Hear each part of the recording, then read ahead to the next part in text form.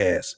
Anybody that can sit back, and this is why Kendra G is getting mad now, because we're taking her content and now we're watching with the world. And what we're doing is making the plight of her our entertainment now. And she don't like it. No, she can't stand it. Can't stand it. She can't stand it because guess what is making her look like? Them. She turned right into them. If you hear her logic or the lack of logic that she uses, and we take it and put it on an even bigger stage, she thinks that, this is the thing about Kendra G, she thinks that what she got is upper echelon. No, ma'am. We have access just like you got access. It's just so much where guess what you can't do? You can't come back from what you just did. You went on a national TV station and made yourself look bad. When you seen that video, if you hear the audience, they all were like, what? She thought she was doing something. And guess what happened with that? We takes that content and say, see, this is why we say, this is Bozo. I remember somebody called her Bozo too. I was laughing. This is Bozo the Clown, y'all. And we pointing it out now. We ain't mad. We ain't upset. We're actually looking at it as, guess what? Entertainment and comedy. She's the one that we're making the comedy because she done had a lot of women that was on there where we like, that's bold.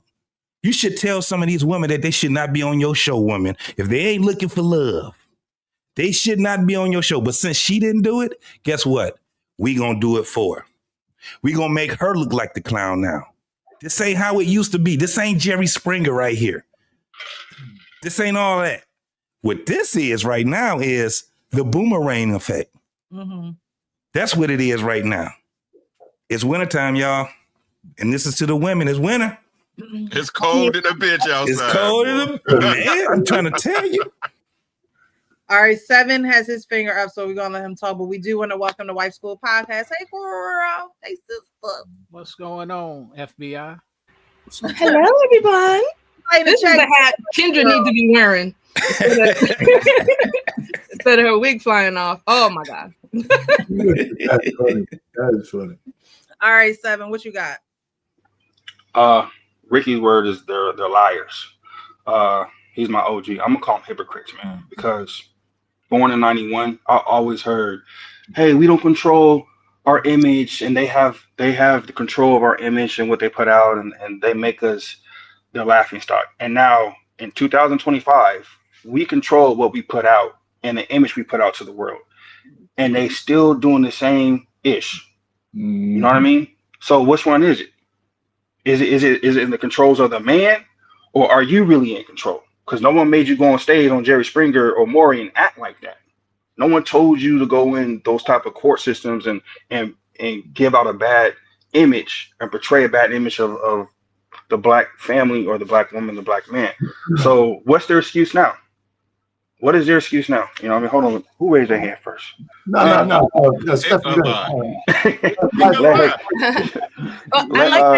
that you said that, because you're absolutely right. There was a point, which is why I wore this hat, because Kevin Samuels was very pivotal in showing women who they really were, right? The man that's not going to lie to you, the one that's the consumer, that's going to put you in a relationship is a man, right? And he made a statement that I really liked, which gives a tribute to you, Mr. 7, and is the ethnic image, right? We don't care about our image as a whole. And it's totally in our hands to change that. And that's what that was one of the points that he was trying to establish with the women, that is like, a lot of people are looking at you like clowns and bozos and things like that, but you can control that, how you see yourself and how you see yourself in relation to men, how you see yourself in relation to your children, because we're forgetting about the children, and collectively as a whole. And I really appreciate what he was doing. He was trying to get women to see that just be feminine, just be beautiful and inspirational, and that can start changing things around. Okay, the people that weren't looking at you, maybe they'll start looking at you because now you start acting right. Now you're not acting like a clown anymore. And I think he was the one that was really trying to just really steer women in that way, especially Black women. And unfortunately, he passed, and so like now that space was up for grabs, and now now women have like Kendra G. They're just using it to get their bag. She's not using it to say, hey, you're being unrealistic. Hey, you need to do this. You need to take back, because as Precious said, she is moving in that way. She's that character. So how can she tell somebody to come down when she's not willing to do that? And you have to have a certain, W-2 to be in her presence. So that is very important. I think that we're wasting our time. The men, they are doing what they need to do. They're self-correcting. They're getting their bag. They're signing up to Discourse. They're getting into crypto. They're getting into investments. They're doing self-development. And us women, we're lagging behind as usual. We're the weaker vessel. So we're doing weak, vain, vanity things that is not important to us and for us. So I think we're in control of the image that we project, and that how people perceive us. And we're just wasting valuable time, because winter is here. It is cold. So do you agree that there are no more excuses no more? There's no more excuses of the white man got his neck. No more excuses of the white man put me in this film and I have to. No more excuses. When I go to the store, my first thought is like, oh my God, is a white man gonna think of how no, that's not my first thought. It's past the excuse. We have every opportunity in the world now to do the right things, but left up to our own vices.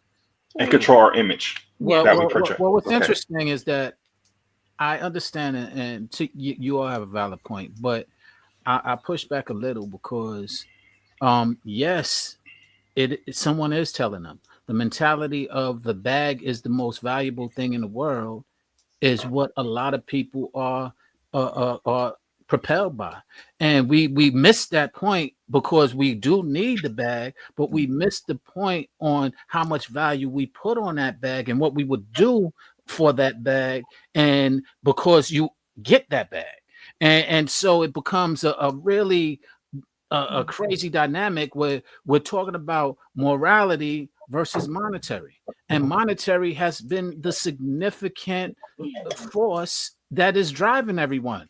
And that has come from past existence and the capitalistic mentality that we've been raised with. So we can change our conditions, but we need to change our mentality. We've been changing our conditions all this time. We're in better places, more different social stages, but we still haven't changed our mentality that we got from way back then. And these are the messages that has been spread throughout the Black community. Everyone knows. Y'all cannot feign ignorance on this. Not at all. Y'all cannot. These kids that's coming out on the news, these babies, every one of y'all know some chick that nobody wouldn't let stay with her because she burnt her bridges, or she didn't listen, or she was hard-headed, right? Right? Or she was partying off, right? She had a place, whoop, whoop, whoop, right? But going on vacation was more important. Now they hopping from couch to couch with their kids, right? Stop lying like these are the extremes. This is our people. Or excuses, man. There's no more excuses. I don't know, Sean, if you was trying to make excuses, but there's no more excuses, bro. Yep. Like nobody put a gun in her head. She controls all her stuff. She's on social media. She has I don't know if you were trying to make an excuse, but man, there's no more excuses. Sean, stop making excuses, man. Sean, jump on him. The only pushback I have for Sean is that he talked about conditions, and what was the other thing? Condition and something else, and I said we can change our conditions, but the mentality needs to change. Well, yeah, no, both of them are still fucked up. The conditions are fucked up, and the mentality is fucked up. Well, I agree. Wait a minute. This is my turn. You said I'm just. That's only Let the man talk. The conditions are still. The conditions now are worse because they've been exposed, right? And so I'm always working on a piece, and I have a. I'm right now, I'm not really worried, but I'm actually losing people who I thought I was cool with because they refuse to get off the plantation. But not because they have an ideological difference. It's because they want to be irrational about it. Right? And you can't have a conversation when people want to remain irrational, right? And so I don't want to get too political, but I'm talking about friends and personal shit. If I just did an extrapolation from when we were chattel slaves under the Democrats, there was like 90-something% of black people. 100% of black people weren't slaves, by the way. There were free blacks back then. But I bet you the numbers were like 90-10. And then I look at the election that just happened, and the Democrats still have blacks on the plantation, but mentally shackled, and the numbers are still 90-10. You know what I'm saying? So I'm saying we went from chattel slavery and shackles to mental slavery, because when I see black people talk and the way they hate Trump, I don't like the man or dislike him. But it's just like nothing working up there. Oh my God, he's this and that. I found 100 billion. I found 25 million people who are on Social Security checks, and they're 100 to 300 years old. Right. And so, but since it's Trump, that don't count. You can't talk to people like that. Let's go back to this. Kendra G has a chance to be a real beacon of success to people, but instead she gets into the national stage and talks about being a fucking whore. 304. I mean, come on. I mean, you got a chance to pull people out with success. You're on a dating show trying to make people fall in love. But all you could talk about personally is how much dick you can get and money for your wigs. I mean, Pain. That's why I was saying that it used to be a little bit different when you just had people watching it on TV. Now you have people in real time reacting to it. This is the what they call the equalizer. We react to it now. And I mean, just as many views as she get, we have the potential to do the same thing, right? So there was nobody getting on a stream and saying that Jerry Springer or whoever else was on there they were bad or whatever, right? But we do now, and this is the thing. We had enough practice where we don't have to get on our soapbox and show our anger. What do we do now? We clown the hell out of them. That's what we do now. And we make money clowning them. So at the end of the day, we have a multitude of messages that we can give people for that. For instance, that's why the people that react to G, when they react to her, they're not reacting to her and being like, "Be out cold. This is a great show." We're reacting to it like this is something outrageous. And not only are we reacting to the guest that she have on there, we're reacting to her reaction to it too. This is how we know that we got her. She went on a couple of weeks ago and went on her diatribe and started calling out all the men, bad names. I'm not gonna cuss out like she was calling out the content creators. Yeah. Yes, because she knew, and the thing was that it was someone else that was telling her, "Hey, they out here getting at you, girl." You dig what I'm saying? And they and look, and they had to laugh at some of that stuff. Man, there's some content creators that got skills, bro. I'm telling you. Now it's at the point now where we don't have to be angry and upset, right? We already went through that phase of it. Now what we're doing is saying, listen, you either get on, what they say, you either get down or you lay down. Get out and lay down. It's cold out here, y'all. It's winter. All I just wanted to say, I like how Tamara Hall was pretty much kind of reflecting what her was saying, and she was kind of saying it back to her, pretty much saying, "Do you hear how this sounds? Right. Do you hear how this sounds coming out of your mouth?" We need you to. Because, and this is something that women do when they're in relationships, they don't work out. Now you on this emotional, I'm gonna have a roster and you need to do for me what I do for me, and you need to upkeep that now because because you're with me as if this person is your husband. Everybody not your husband. Until you put a ring on it, he's not your husband. And so why do you hold this standard for a complete stranger who don't even know you? Who don't want to put up with your rebound emotional self? And you have these high standards for this person. Obviously, is love. Last Sunday, my church, the topic was, what's love got to do with it? There is no love in what she's doing, yet she's promoting love. Houseway. There is no love in how you present yourself, even as a single woman. Even as a single woman, you're not presenting yourself as if you love yourself.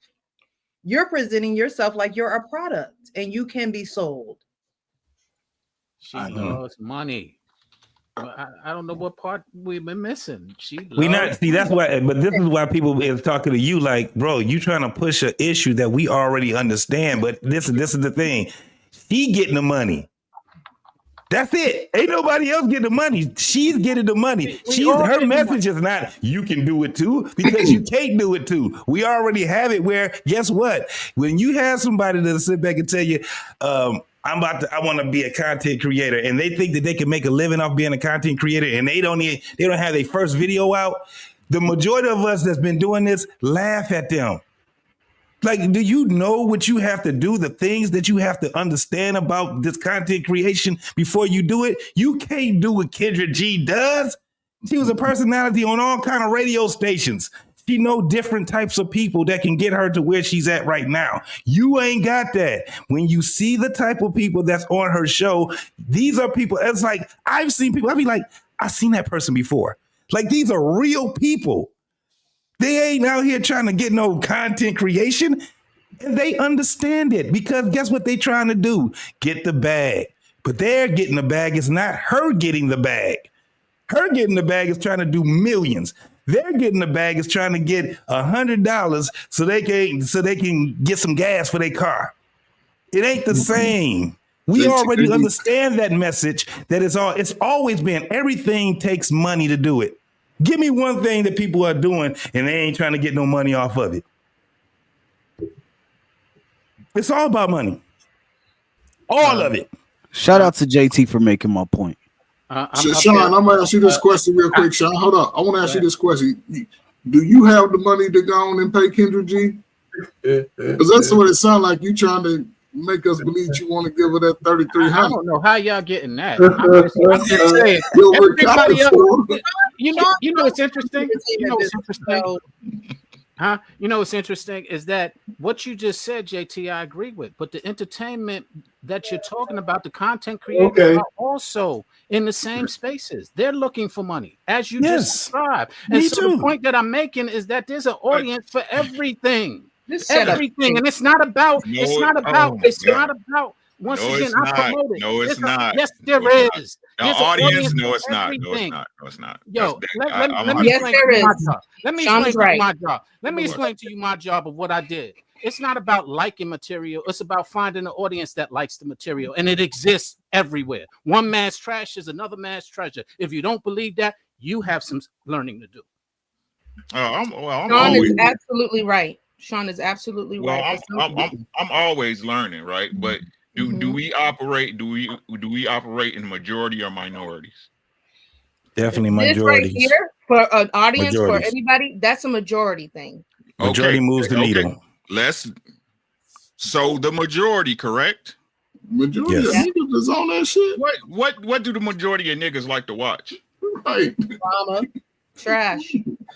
Because listen, see, this why y'all shit. This why y'all shouldn't do this. Majority. Hold on. This why y'all shouldn't do this. Right? So we keep having the conversation of the mentality of the populace, right? The populace, right? So we hear and we have discussions breaking down this. It's a bunch of gems that's dropped on the floor if you're paying attention. Real life stuff. My young bull right here. What's up, son? What's up, brother? My young bull right here, right? I see that nose resemblance. So no, listen, Coach Ferg. Me and Mike met on YouTube. Oh, okay. Right? We met on YouTube. Me and him talk on a day-to-day basis about life shit.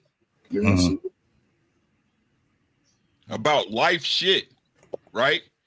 We didn't got money together. Right? Told you some stuff, and then you have an epiphany in the middle of the night, right? Right? Why aren't our people drawn to this? Exactly. That's right. They let me know. Why are people? There's not an audience for this shit. Yes, there's no audience for being real in life. There's no audience. You may touch one or two people, one or two. Yeah. Because the truth is, as the populace, they love the lie. Love that shit. Now, do you want They me? love it. They wrap themselves in it. They wrap themselves in it so much that what they are actually represents it. You know, like the entertainment industry. Do you want me to answer that for you? There's no. I don't want you to answer anything. Okay, well, I'm going to answer it anyway. Answer anything. Okay, I'm going to answer it. You just said, where's their audience? There's a gentleman by the name of 19 Keys, right? And he actually has an audience that is very familiar with a person like you. So if I was promoting you, for example, I would put you on his stage because I understand that you will be valuable to that audience. It's about finding the audience. That's my job. It's to find the audience where you fit. This ain't the audience right here. That's why we're not getting the following. We're in the wrong place. This is not the place. What was that? I Precious. I'll be right back, Precious. I appreciate the answer, right? But again, is 19 Keys in the majority or the minority? See, that's the whole thing. I agree with the majority is in certain places. It's about finding your audience. Your audience is a minority, yes, but it exists. You got it, bro. You got it. You're right. But Sean, you know what? I know people coming down.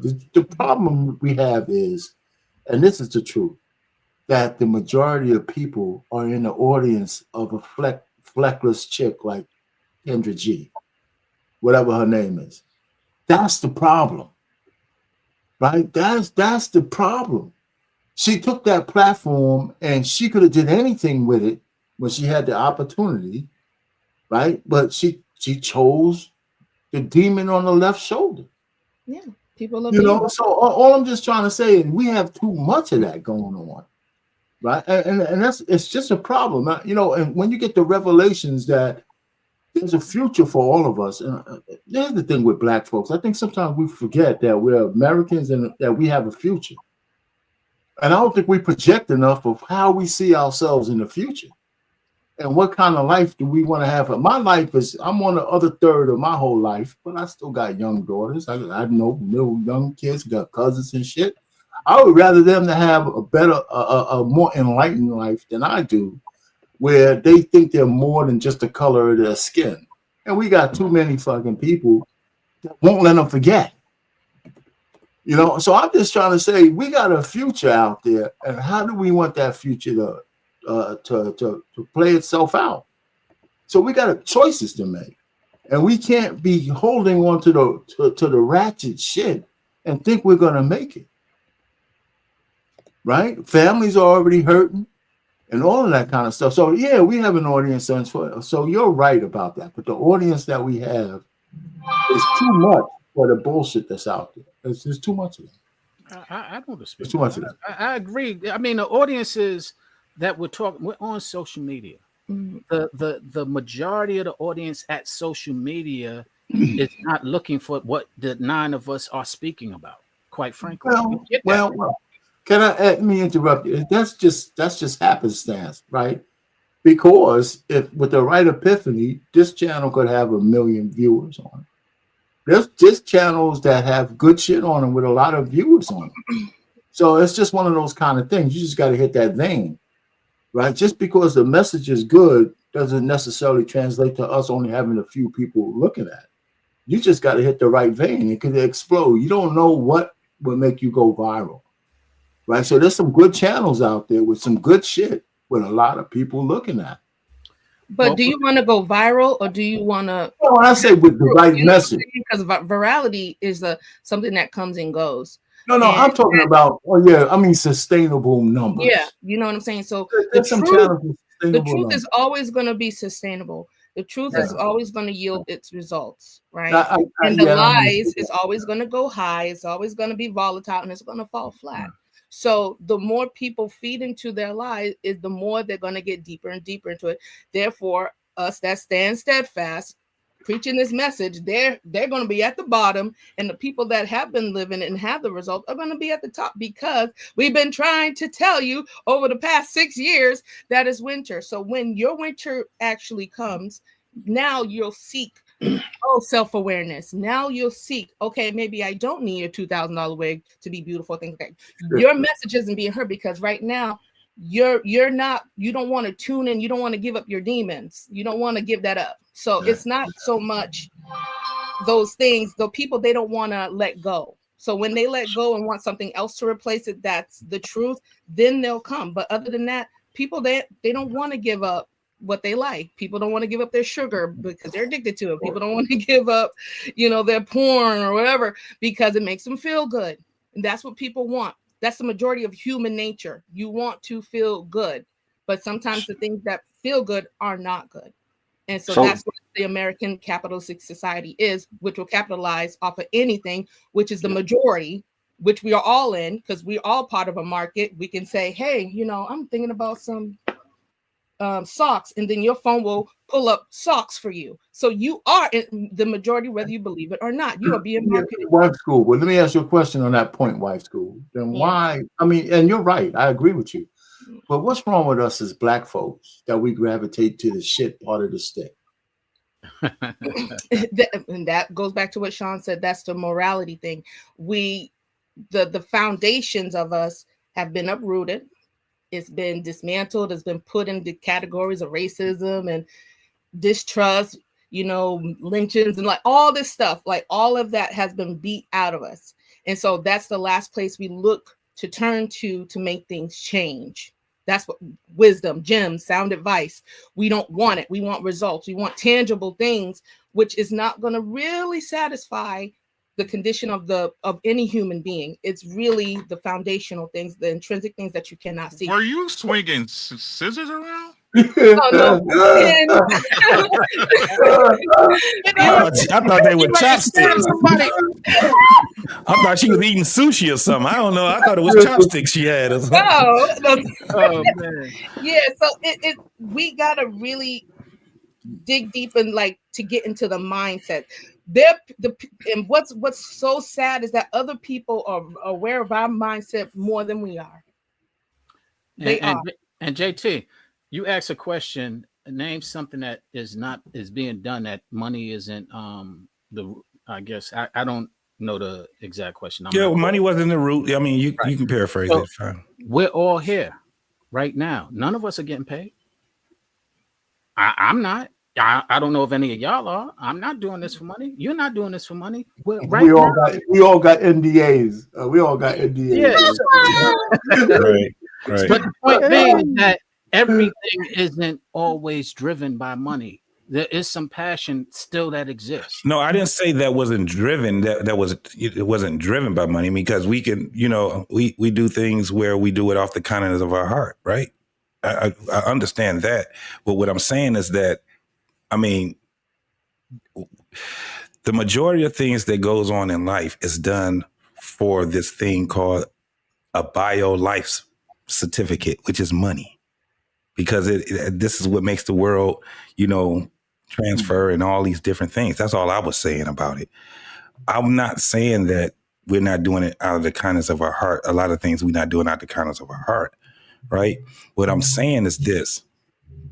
When we start taking money and having it being driven in our motivation for just doing whatever we need to do at the cost of other people, that's where it gets to be a problem. And this is what we're saying about Kendra G and people like her, because this is what I understand. I have young adults. I'm not raising them anymore. Basically, where I'm at right now is the advice, the person that helps to guide them, right? Because I instilled certain things in their life, gave them some tools to put in a toolbox, me and their mom, and we are like looking at them doing what they do. However, I hear them talking because they're still young folks. And the world is a very impressionable world. My kids don't live nowhere in the state where I live. They got up and they 17, 18, went to college, and they both of them graduated. They're there. They're, you get what I'm saying? They're in the world. When you have someone like a Kendra G, what is she, 45? Something close? She's in her 40s. She's a seasoned person, right? She should have more wisdom. Yes. In the things that she's telling these young women. She's the problem. I see her as the problem. I see her as being a part of those folks that impedes on the young folks being able to progress. That's where I have a problem with her at. And she's making money off of the plight of them. Now, these old women that's out there that's the same age or older than her, I don't know what to say to them anymore. But what I'm telling you is that there are young folks out here, women and men, that deserves to have a better start. They need to be more vigilant. She's not that person to be what they call it, contrition to their development as young adults. And that's what we have a problem. We're going to speak out about it. We're on the same page in reference to that. It doesn't negate the fact that the vehicles that we have available to us are still exist. Whether we like what people are doing with it or not, how they're driving the vehicle is not for us to determine. The point that I'm making is that, and we're saying the same thing, is that money is necessary, but the value, when you place the value where it's your primary necessity, that's why we have the existence of what we're talking about. But if you have something that is beyond that, which I think all of us have, we have something that is above money when it comes to our drive or our mentality. And that's what you're suggesting, and what I agree with you with. Unfortunately, right now, the societal is primary. Money is the most valuable thing. And that's what we're faced up against. And to your point, we definitely have to challenge it, but we have to identify it before we can challenge it. Yeah, we are not. So are you trying to say that she's doing this for money? Oh yeah. Am I trying to say it? I said it all. You're making like billions of dollars. She absolutely said that. If you listen to when Tamara Hall said, "So a man got to show you his W-2s, like what's up?" And she like, "Yeah, we tired of wasting our time." Yeah. First of all, you were genuinely being yourself and being real with yourself. You will understand that your time is not necessarily being wasted because you're not. No. I'm asking Sean, is she having this mindset because she's trying to make money off of what she's saying, or are you trying to say she's dating because she needs money? No. So I'm asking you, is she saying this for entertainment value to gain more money? Yes. All three in one, bro. All three. Yeah. It's a main motivation. If that's what you're asking, money. Yes, I believe so. Yes.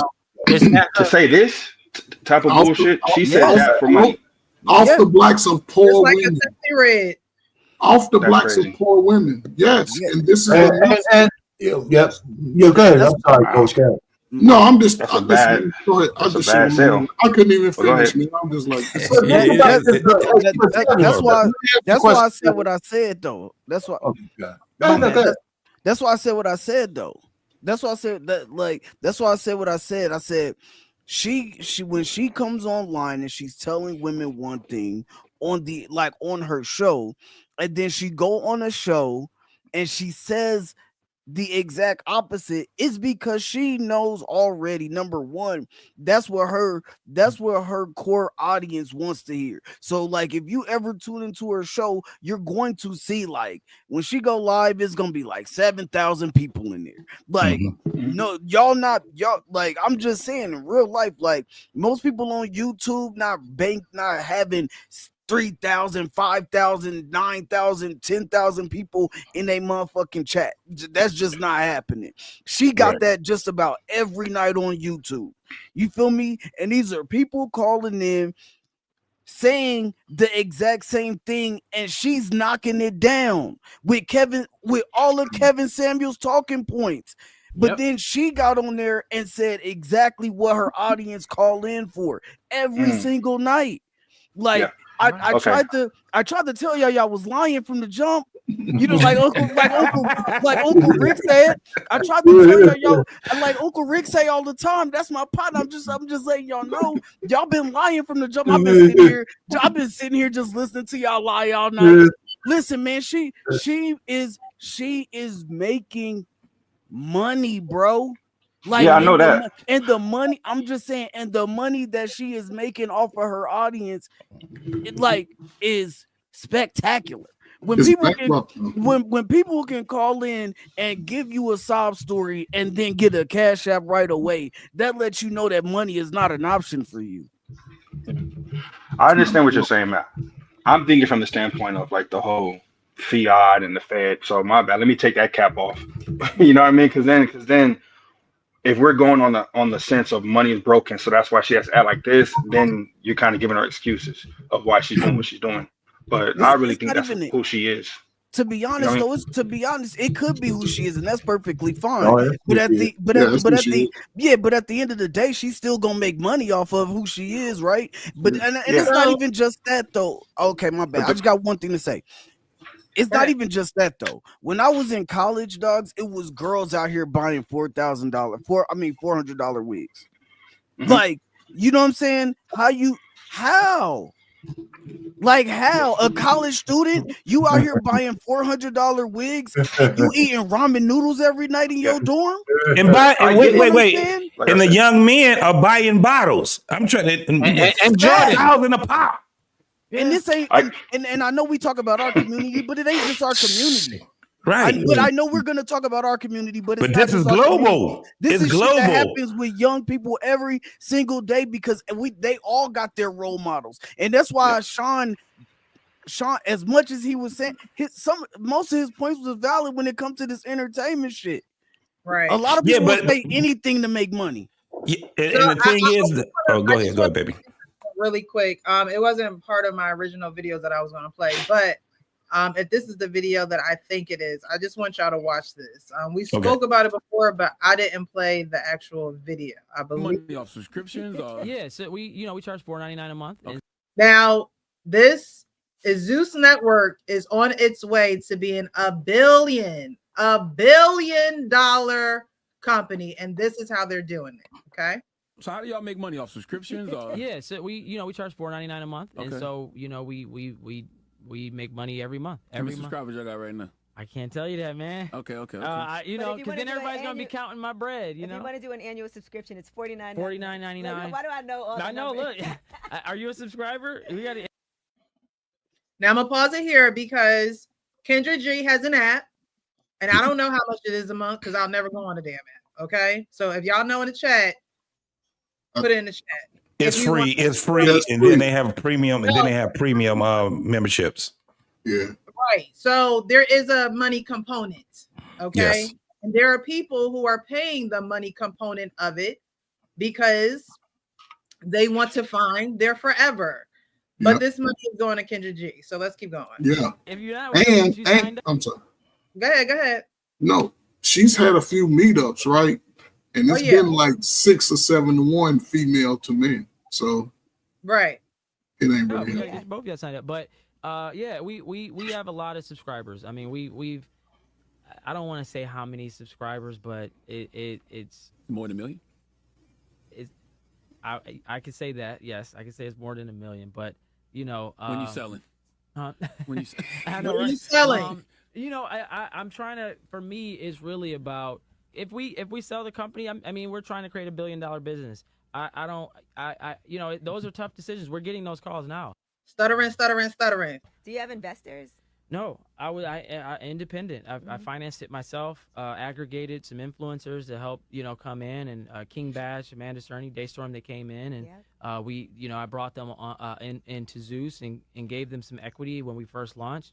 And I know they were like, yes. No, for sure. And they really helped to get the network off the ground. But yeah, we've definitely had, and I have some other partners, Shane Norman, Binku, some other guys that are part of the network. But you know, I'm majority owner in the company. You know, I pretty much make all the decisions. But we have a great team. It's a great team.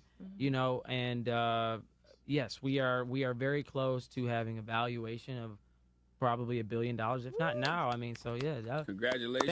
Thank you. So what do they do? happy. What do they do? Congratulations to him for the money aspect, but this man is mostly the owner of Zeus Network, where mostly Black people, and we're gonna keep playing the video, but mostly Black people get on that network, fight, disrespect each other. I said a couple shows ago, I feel like the contract says don't die. It's the only 2 words that's in there. Don't die. I remember you saying that. You can do any and everything else on this network. And I don't know how I don't watch the Zeus Network. First of all, I'm not paying for ratchetness. I might as well go to North Jersey or New York or somewhere to go see it in real life. I probably don't even have to go that far. Well, what's interesting about what you're saying is this has existed. Do y'all remember World Star? It's the same premise. Right, but in a world it ain't like Zeus, where the internet don't turn off, and you have social media that perpetuates these clips. Before, you had to wait till 4 o'clock till Maury came on. Okay, you had to wait. You had to have your dinner and be sitting there or preparing your dinner. Now you do these things over and over. Right. And over.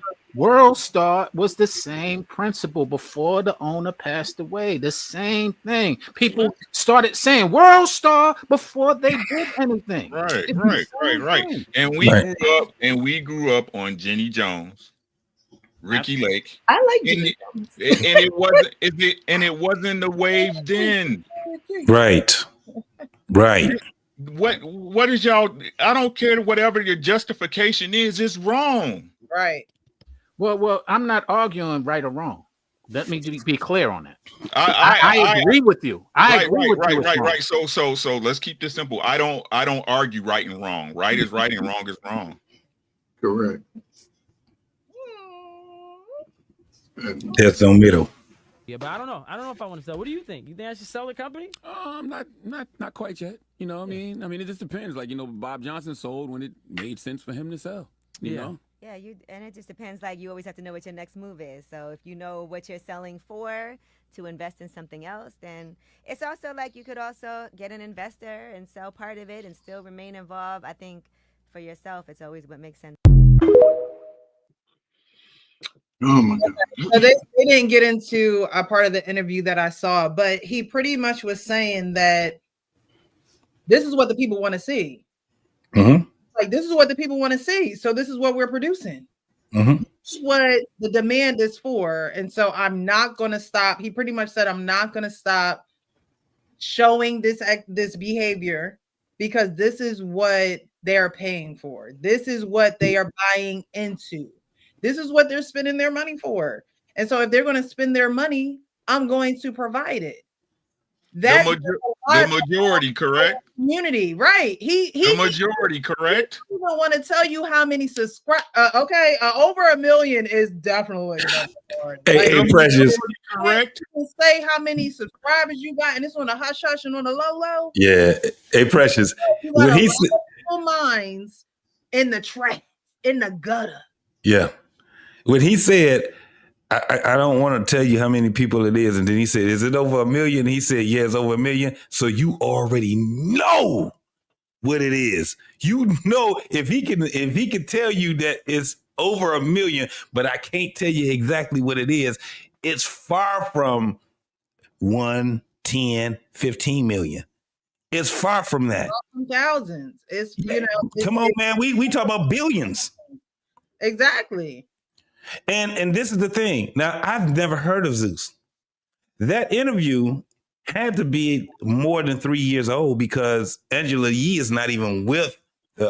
She ain't been with the Breakfast Club for at least what, 2.5, 3 years now? Yeah, almost like 3 years now. It's been like 2.5, something like that. Yeah, she has her own ratchet show on right now. Right, and she has her own. Now, this is the thing. You are absolutely that. I'm glad I didn't say something. I'm glad you cut me off too, because I was getting ready to step on that right there. When it came down to Kendra G. I'm glad she stopped me because this is the thing. Kendra G has an app, and that was the thing I was going to say. She has an app now. So when Sean was saying that it's about money, it's not that we don't know that. Now, if you told us that in the 90s and he was telling us that, then we'd be like, oh, light bulb, come on, right? Now it's like we already understand this. Everything. Oh, when you talk about entertainment, everybody trying to get paid. This is the thing. What do you want? Because getting the bag, we already showing that even when you get the bag, your ass can end up being broke. Even when you get the fame, your ass can end up being hated, the most hated person, right? I know myself. I can't speak for nobody else, but I've been on this earth long enough to see how things end up transpiring, right? I can see it. I can just be like, yeah, you probably think I'm a future teller if I told you it's about to go bad. When I told y'all, no, they about to come for Kendra G. Mark my words on that. It's about to go down. It's already been started already, right? Now, the guys that was on her side was actually the men. The men was. Because we like, this is entertainment. We didn't have a problem with her having the show. We had a problem with her conveying a message to young adults. And what she just did on that show, it sealed the deal on her decline. Right. I don't know. But she's going to be famous. But she ain't about to make that money. Listen, let me tell you something. When she go on there and she asks these women to come on her show, they've been watching her show for months and years. And the first thing she asks them is what? Have you subscribed to my app? And 90% of them tell her, I haven't subscribed yet. Or I'm getting ready to subscribe. Or I meant to subscribe. Hey, though, JT, she kicked their ass off though quick if they haven't. Yeah, she kicked their ass off quick if they haven't though. Right. Yeah. So she's doing it for money. You don't have to. You preach it to the choir, my guy.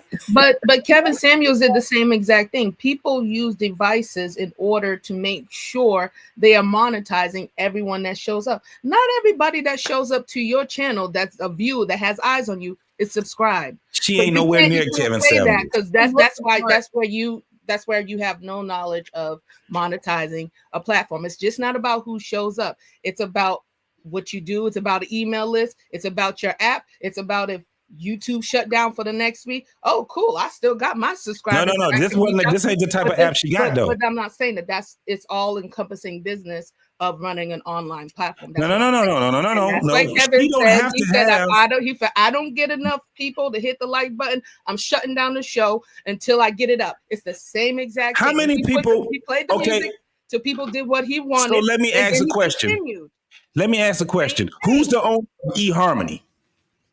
It's the who's the owner of POF?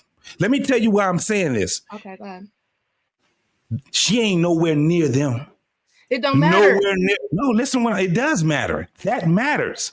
Because now what she's doing is she's trying to transition from having her stuff on YouTube and TikTok and all these different things so she can have her own.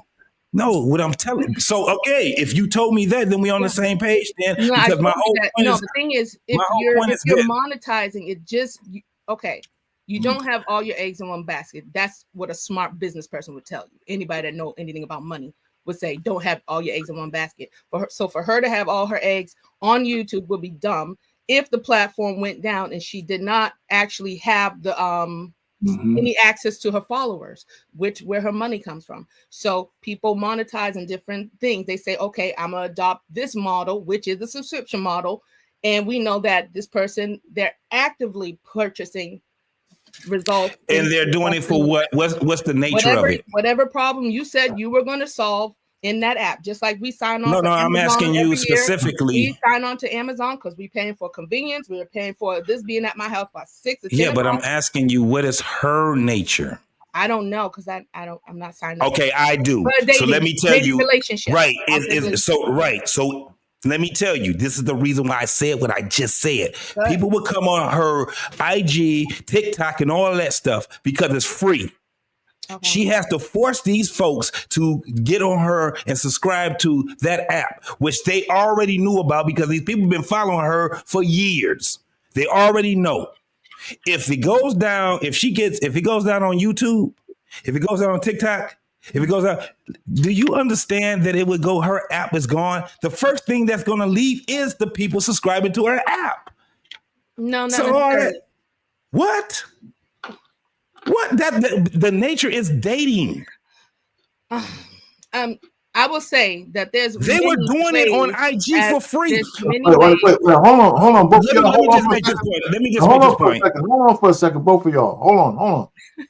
I had to put some butter on my popcorn. Wait a minute. Okay.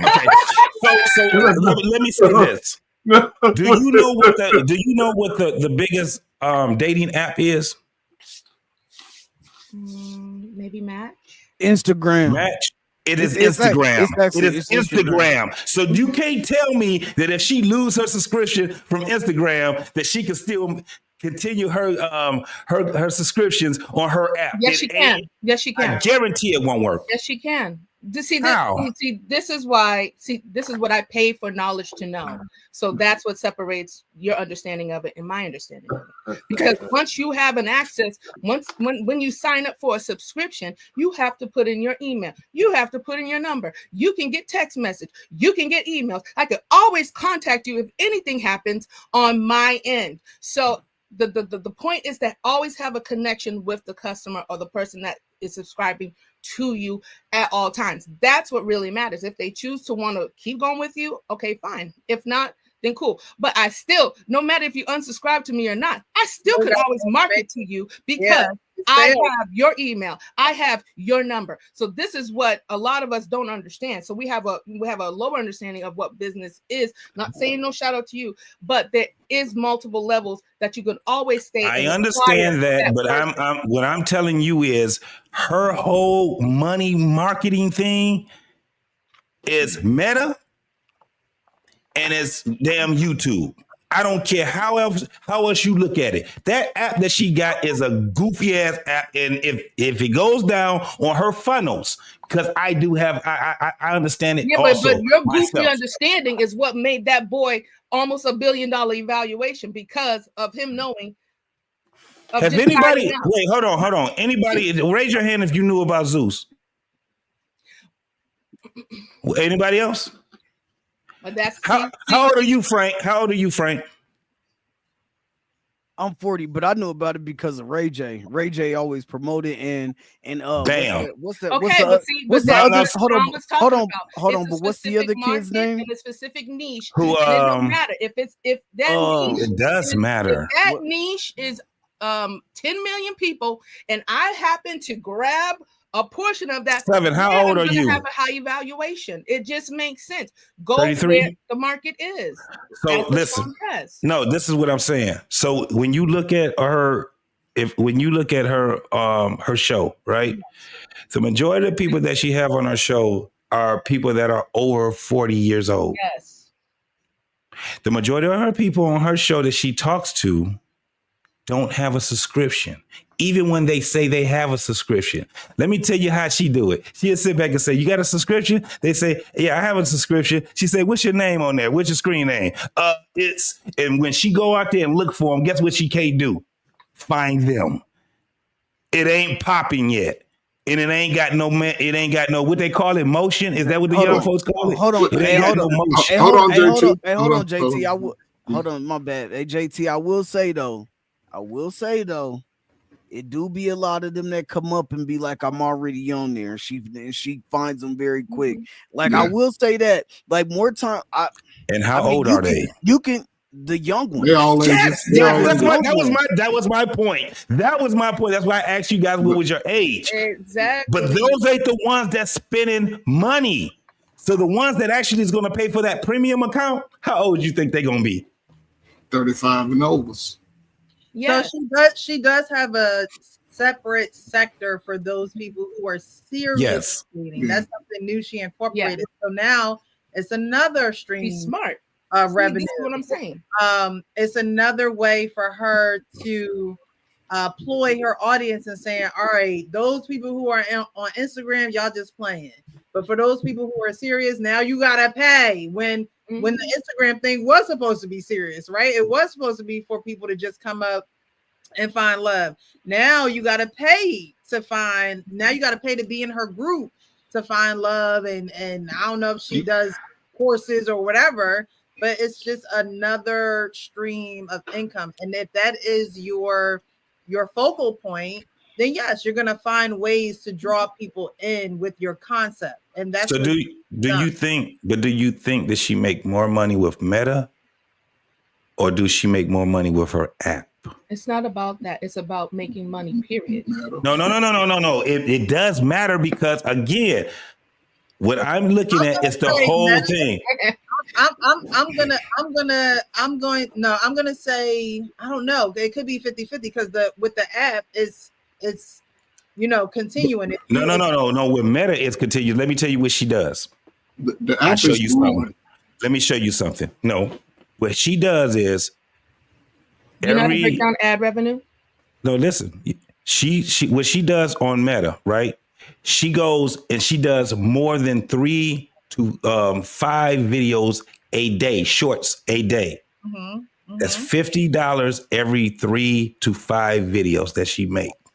This girl goes, and you can go on her Meta right now and you can see all the things that she does. She does shorts and she does videos. She makes a gang of money doing that. And if you go out there, platforms. Yes. And she do, and again, right, all 3 platforms. And then she goes, she's trying to build the platform for the app. This is the thing. How much you think that app costs? How much you think the building of that, the webmasters that they have? Yeah, it's already paid for. I get what you said, and it's already paid for. It's already paid for. And how? Because she got money. The scammer boyfriend probably helped her, but no, we're Kendrick been on a long time. And as much, I'm sorry to say, but as much energy you got analyzed breaking down this woman, you could be copying her blueprint and make yourself some money. Sorry, that was a low shot, but I'm just saying. No, it was a low shot, but there's the thing. No. I'm not gonna let that pass by. I'm not gonna let that pass by. Yeah. So what am I making? What am I making? I don't have to know. I'm just saying. Well, evidently, because she was talking as if you knew. You would be talking about your app. You would be talking about giving more to yourself. Hold on. So the energy I'm putting into a person that we haven't. Hold on. The energy that I'm putting in a person that we all having a conversation on, and it was the topic. You take the energy and put it in on me. Yeah, because you putting too much on her. So what you got to say. This is why I have a problem, folks. You said she's going to have her day. This is why I have a problem, folks. I want to see your replacement. So now we have. This is why we had. So this is why we had a problem. We got women that still would sit back and fight for a woman that they have no idea about. They would come out here and go 10 toes, have no idea about this woman. This woman would sit back and degrade y'all. This woman is sitting back and putting y'all on the forefront as the worst damn people on, at least in the United States. And here you come over here, get mad at me for me sitting back giving my opinion about a stranger to you. Yeah. No, I think she's trying to say she has no effect on me. She doesn't. I'm not in her category of delusional woman over. If you want that smoke, then okay. Social media looking for a husband. Okay, so I'm not in her niche, so that doesn't matter to me. So why are you fighting so hard for it then? But the only thing that I'm getting excited about is how you're trying to break down business and marketing. That's the only aspect I'm talking about. When did I break down business and marketing? I was giving my opinion based off of. Hold on. I was giving my opinion. I was giving my opinion based off of what I know. You don't know anything about me. You don't know what I know about marketing. She wasn't trying to. She wasn't trying to shoot shots at you. JT, she wasn't trying to shoot shots at you. She was just trying to tell you. Hold on. She was just trying to tell him how this is how. Bro, I've been knowing Wife Podcast for a long time. Wife School Podcast for a very long time. We done chopped it up for a very long time, homie. No, I know exactly when somebody is throwing a shot at me. I was just gonna say, can one of y'all talk at a time though? Because both of y'all talking gonna make it hard to hear. No, that one time I feel like she took a shot, but her whole initial if she wants that smoke, then she can get it. Don't worry about it. I've only seen one shot from her. I've only seen one shot. Yeah, I didn't. Look, I've only seen one shot from her, bro. And from like I said, from where I'm at, you can get it too if you come from me. But I feel like she was trying to make a point of she's been in that marketplace, so she knows where she's putting her money to make more money. And I feel like you just kind of took it internally of like you don't know what you're talking about. She gave you one shot though, but I don't think her initial point wasn't to downgrade you or put you down. He's telling the She did do a shot though, bro. She did do a shot. Miss Precious, go ahead. I have my own platform, and if Wife Podcast want that, Wife School Podcast want that smoke, she already know I got nothing but time. We just gonna continue on the show. Take it easy on her, JT. Take it easy. No, she want the smoke. She want the smoke, and we'll do it. What we know, BMU, you know what it is. You already know what it is, my man. Hey, Coach, we need you to moderate. I need Arcane there with his popcorn bucket. You already know what it is, so we ain't even got to do it. I'm a very patient person, and I'm not. Yeah, okay. Everybody go to their corner. It's ding ding. Have any plans to resign? Excuse me. Let me tell you something. Absolutely. Get out of my face. I got that same clip too, Precious. Let me tell you something. Hey, he was poking the shit out of him.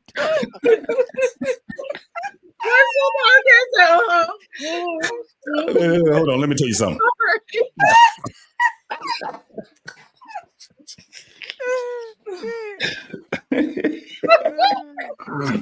I'm sorry.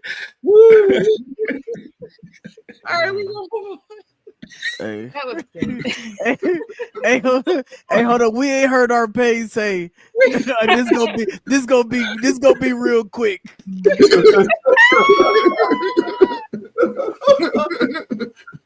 Why you picking up me?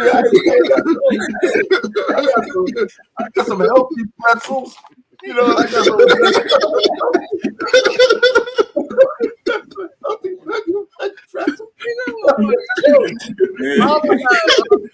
I got his snacks tonight. He like, man, y'all go ahead. I'm just saying, I'm gonna be like, here, let me tell you something. For all those who are joining, thank you for being here. We appreciate you for joining the conversation. Hit that like button. I ain't begging for your money. I'm just saying, hit that like button.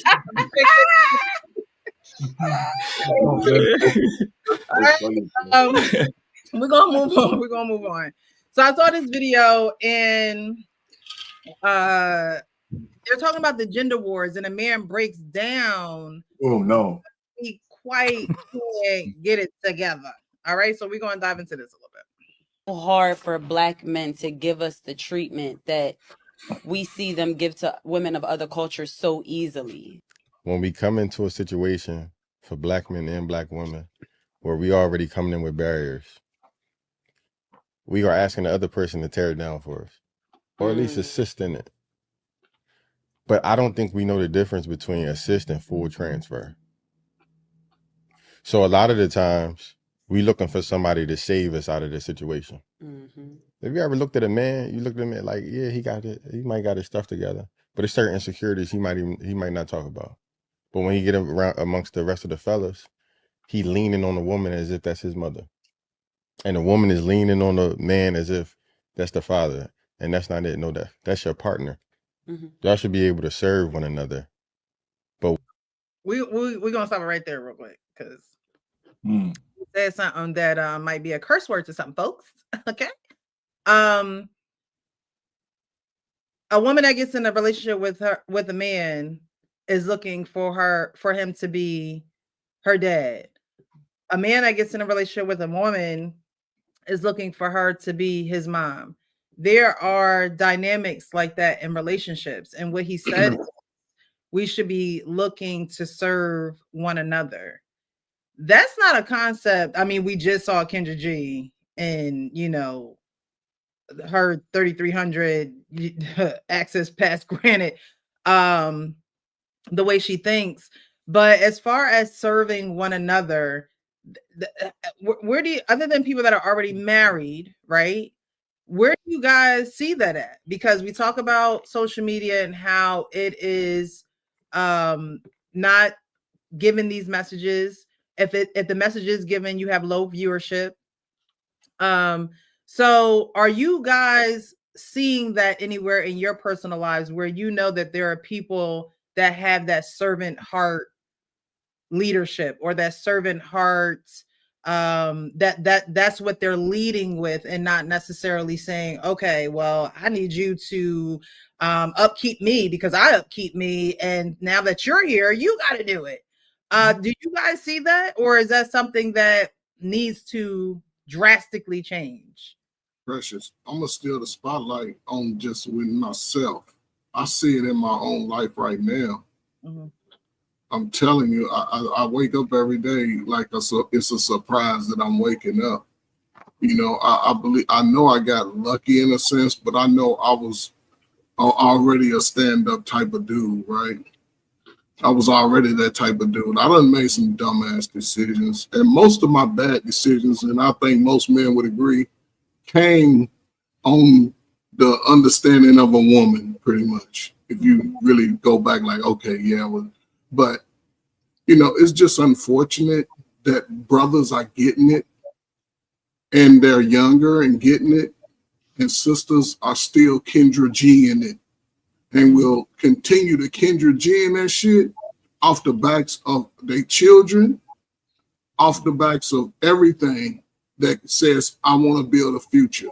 And again, if Kendra G has the voice and she's piggybacking what the last year, we don't need ninjas, but we want you, go out, do what you do, Michelle Obama, blah, blah, blah, all of this. And we talking 2025 when everybody I'm seeing trying to find a solution, and she's coming to Tamron Hall. And Tamron Hall is a professional woman trying to say, girl, is that what you want to show us? Show the world about us? So I guarantee you she could have cussed you and said, you little dumbass motherfucker. But the fact that she's coming to the world with that, you know, it just breaks my heart.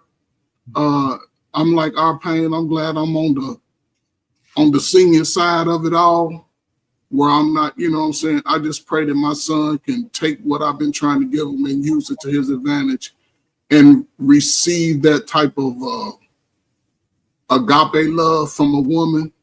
And I hope he can choose well, because if he makes the mistakes of what we are talking about and living through, I tell him all the time, he will be broke. I would not bail him out. But if he's doing his thing and he bring me a little married grandson, oh, he gonna play football, basketball, baseball, soccer, and eat all the sweets he want when he come and see granddaddy. But until then, women, y'all got to get it together. So, brothers, we all right, man. Just stay in there the next 4 years. Work hard the next 4 years. Watch that shit turn king style. I'm done. Yeah, let's stay back in the Stone Age, okay? I want to stay back in the Stone Age only because I think what's happening now today is that folks are victims of sensory overload, because the relationship between men and women is a natural one. And we overthinking this shit, right? Back in the caveman days, when a guy, whatever they called love back then, he might have had a couple of chicks, but we didn't have no social media to tell him what a woman was supposed to be, what a man's supposed to be. All he knew was that when the beast came or the other tribe came, he had to protect his women and children. There was no goddamn compromise. There wasn't no who's this and who's on. I mean, it was a natural pecking order. The man's here, she's there, and the kids are right there, right? That's just how it is. So when I was looking for my wife back in the day, we didn't have social media, but men just understood. If I had a girlfriend, naturally, I treated her better than every other fucking chick out there. Just because she was my chick. I didn't have to think about, who was a simp and all that. That's my girl. And matter of fact, me not being a select guy, all the shit I had to do to get that girl, I wasn't gonna blow it. Right? So now guys are making it so complicated. When you find a woman you have, this is a natural thing that you want. Forget about the four P's, protection and all that shit. You got a girl that you like, and she likes you. There's some natural shit that goes on that I think we ignore. Right? It's not a tit for tat. It's not transactional. If I like you as a man, I'm gonna put you in a different category than all the rest of the women out there. I'm just gonna naturally do that. We don't even have to talk about that. I'm gonna know that. So I'm just saying we just make these things so complicated, and I don't even want to talk to the young people. I pity these motherfuckers. Excuse my language tonight. It's okay. I just pity them. They need your pain. It's just so, if I'm intentional about a chick and she's intentional about me, we should be able to work everything out between the two of us. If she has any integrity and I have any integrity, we should be able to work it out. So when I see people saying all of this, blah, come on, man. What are you talking about? That's a honey. She likes you. You like her. Yeah, you work it out. So I'm just ending on here. I think we're complicating things because God made a man and he made a woman for us to be together. That's why there's 10 billion people on the planet Earth. With all the love and respect that I got for our pain and Coach Ferg, tread carefully, young man, and my guy JT.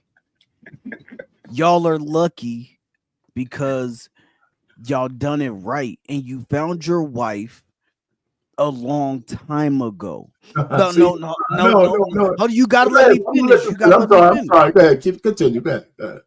And the reason why I'm saying that is because, you know what I'm saying? Your wife, this is what I was saying. This is why I should be coming full circle.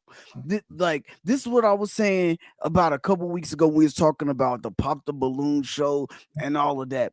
People got access to people that they didn't have access to a long time ago. And you might not think it's a big deal because because you're older, I'm just saying, and I'm not saying that in a bad way. I'm not saying it in a bad way. I'm sorry, bro. Okay, no, but I'm just saying, you're older. A lot of times, y'all don't be really caring about social media. Y'all don't, you know what I'm saying? And things like that.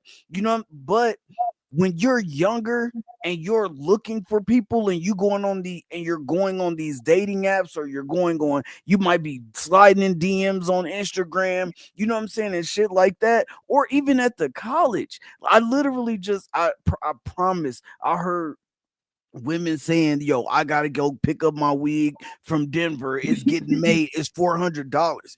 If you hear a young man, you hear a young woman saying that, and you're a young man in college and you already hear that she picking up $400 wigs, you're going to be like, that's what I'm going to have to support.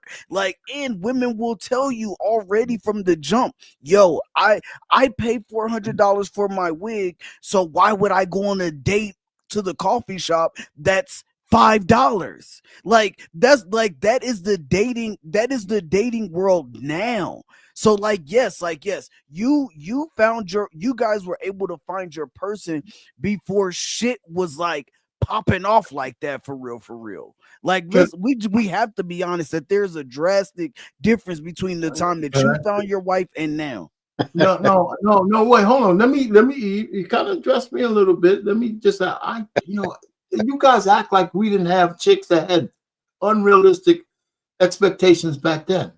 The problem I see, wait a minute, it's not the same.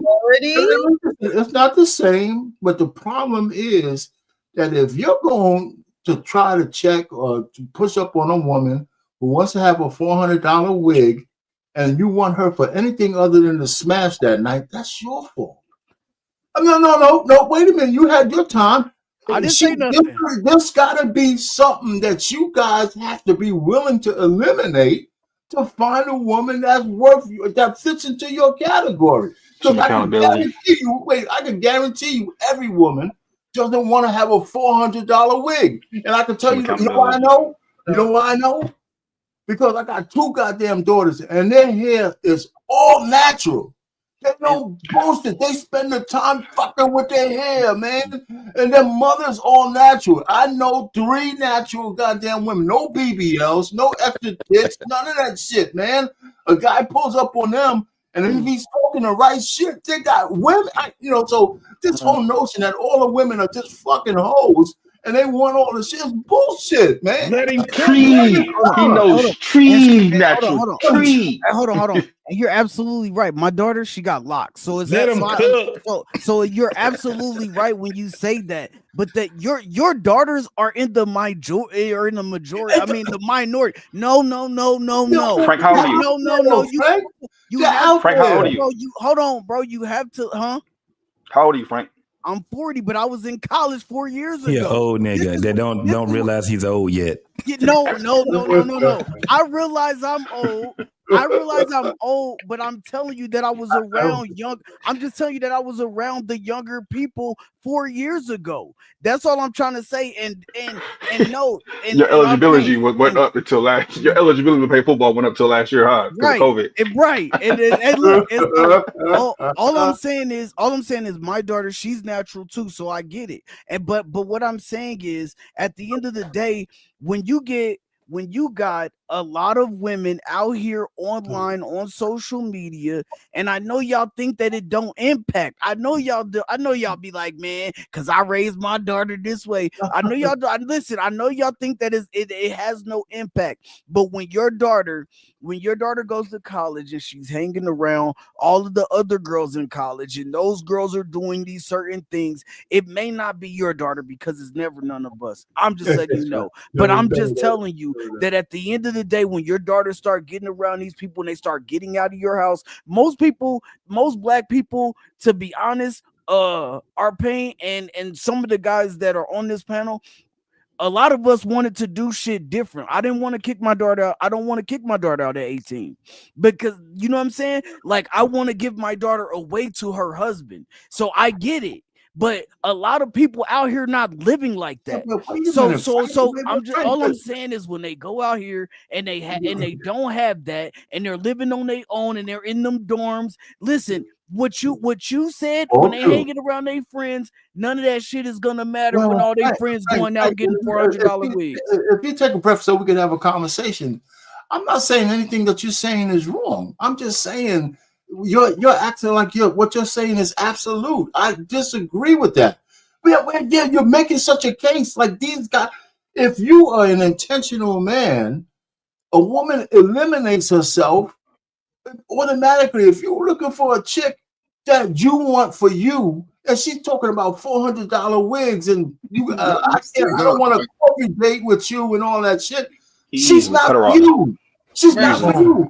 Find somebody else. And wait, one more thing. I'm gonna shut up. I swear to God, because everybody's saying the problem I have with you fucking young guys. I'm cursing tonight. God damn it. Yeah, you can.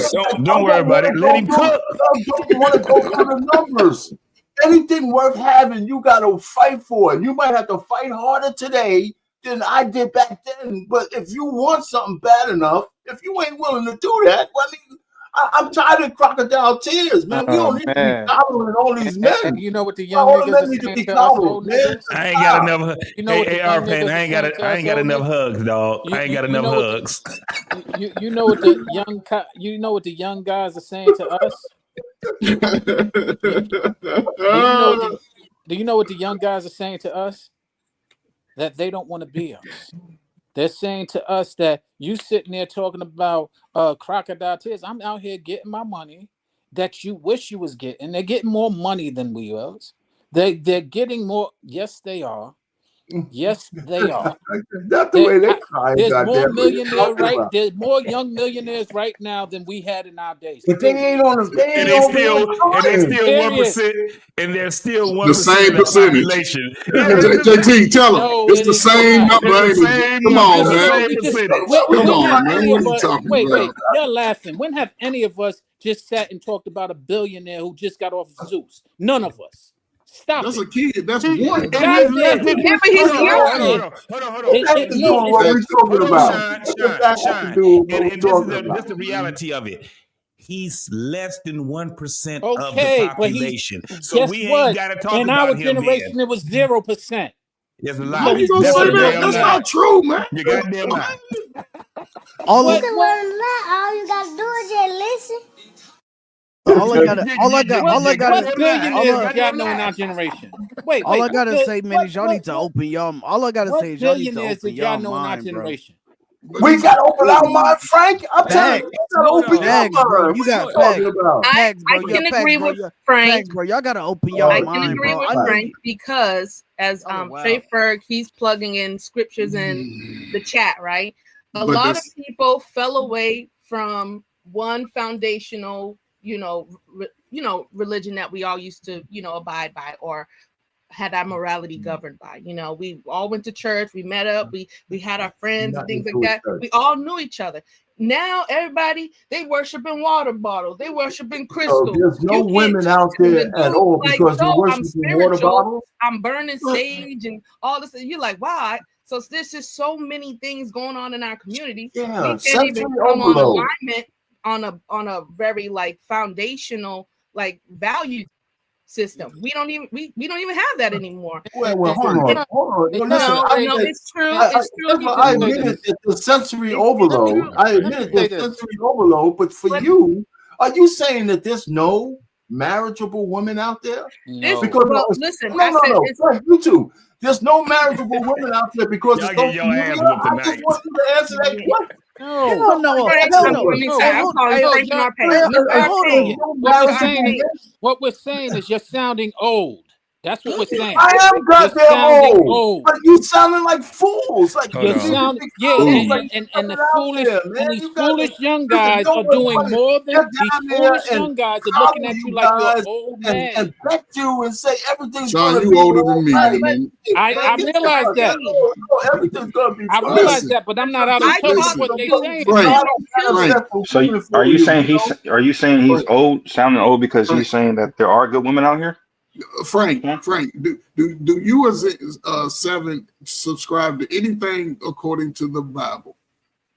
You still just anything, even take out the religion. Do you subscribe to anything within the Bible? Of course. Okay, so it's stated already before me, our pain, my daddy, his daddy. A good woman is hard to find. And if you ain't intentional about finding her, you're gonna run into a whole lot of scallywags. That's the way it always been. It ain't never changed. I'm not the one complaining. I'm married. Hold on. I'm married. I'm not the one complaining, and I don't agree with Frank. I appreciate you, Seven. You don't have to. I don't agree with Frank.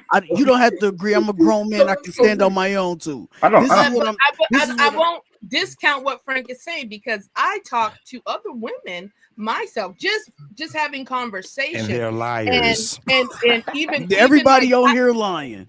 But even my title makes women upset. So, like the fact that you have to be taught to be a wife, we need to be taught how to be wives because obviously nobody's finding you to be one. Obviously, so somebody has to tell you, or you have to get some enlightenment of what a wife is.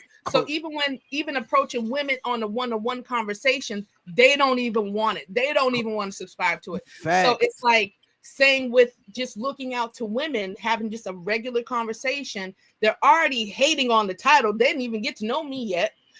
But it's like a lot of women, they're very stuck in their ways. They're very stubborn, and it will take a lot to break them. Seven had a question for Frank, and it was stepped on. His question was stepped on. I'm about to say I gotta respond to Coach Ferg real quick. Yes, I do subscribe to the things in the Bible. Is what I'm saying is hypocrite. The things that You're a heathen. the things that I'm saying is the real world, man. Like that's all that I'm saying, bro. The real, I'm not, and I know. Listen, bro, our pain, man. I know.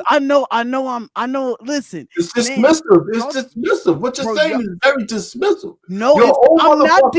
I'm not even dismissing. I'm not even. That's not even what I said. You're not listening, bro. You're not listening, bro. No, you're not.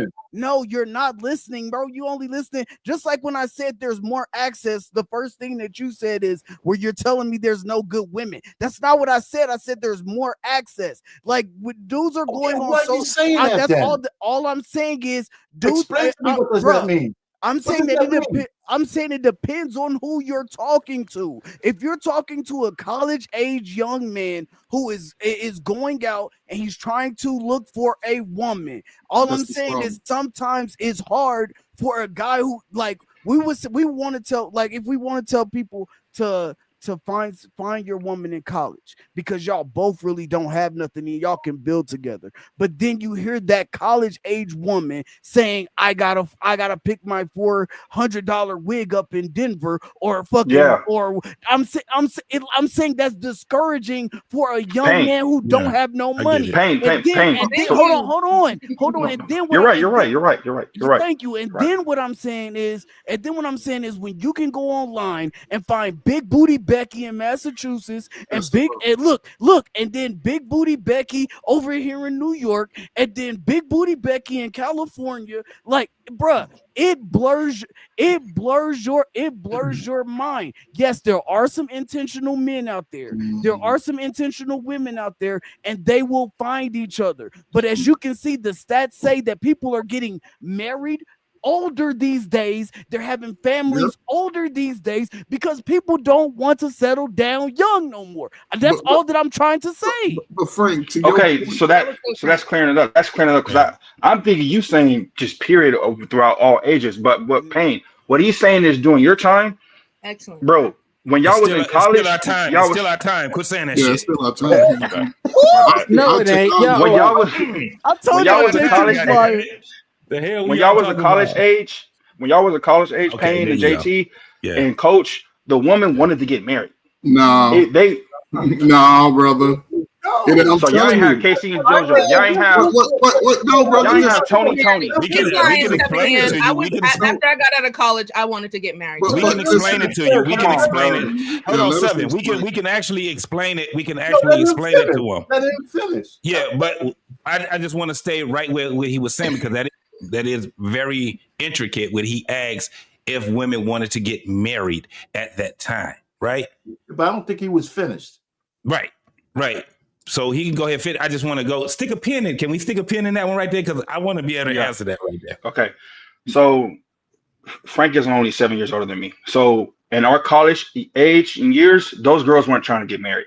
They weren't. But from what it seems like, and I'm not speaking like I was there because I can't go back in time, but it seems like y'all type of women wanted to get married. No. Y'all make your own assumptions. That's what I'm mad about. I didn't get married in college. Right. I didn't say you, bro. You're not a woman. But it's not true. I went to college. None of those fucking chicks wanted to get married. They were fucking like crazy. You wanted to get married. Wait a minute. You made your own assumptions. I got married at 29 years old. Okay. And so when I'm hearing Frank saying, okay, listen, people are getting married later, but you went through this whole soliloquy how nobody's marriageable when they're young. No, that's not what he's saying. That's not what he's saying, Frank.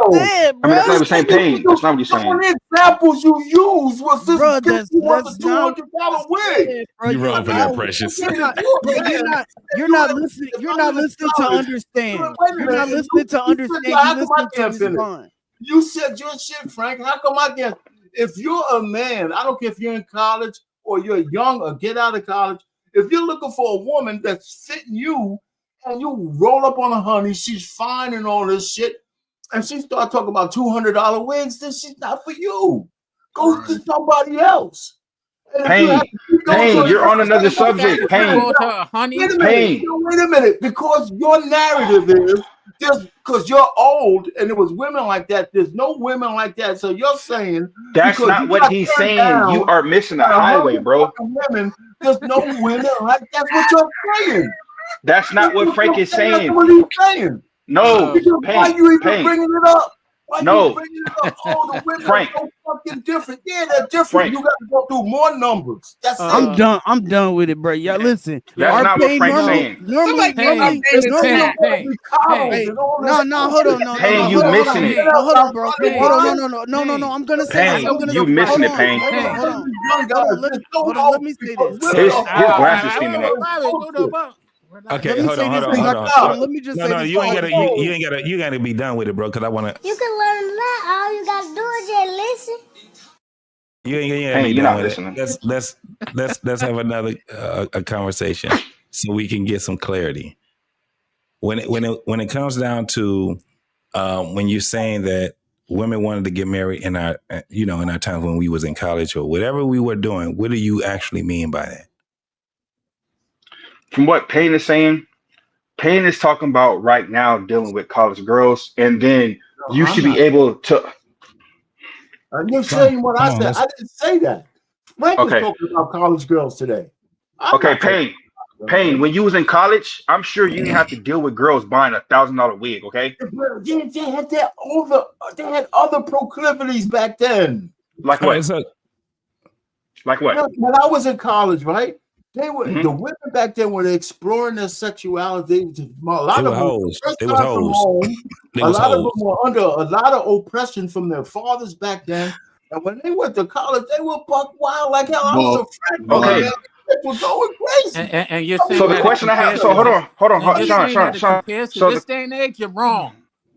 No, it's Sean, not a comparison. hold on right quick. It is a comparison. You asked me how it was we have when to I was sort in it college. out. Okay, so I'm going to ask. Go So we're ahead. going to walk through this conversation, JT. We're going to walk this conversation. So Payne and JT, when you had to talk to a girl, did she already had a prerequisite of, in order to talk to me, you got to do this and do this for me? Yes. So what was that? What was that? Let me give you my anecdotal success. Right. Okay. When I was a freshman, right? It's not the same like a $400 wig. It was one of the prettiest girls on campus. I happened to get a single room when I was in my second semester as a freshman. Unheard of, right? This chick liked me and I liked her. She looked in my eyes when she was in my room. She says, "Listen, you wouldn't be getting none of this shit if you didn't have this room." That's what she said to me.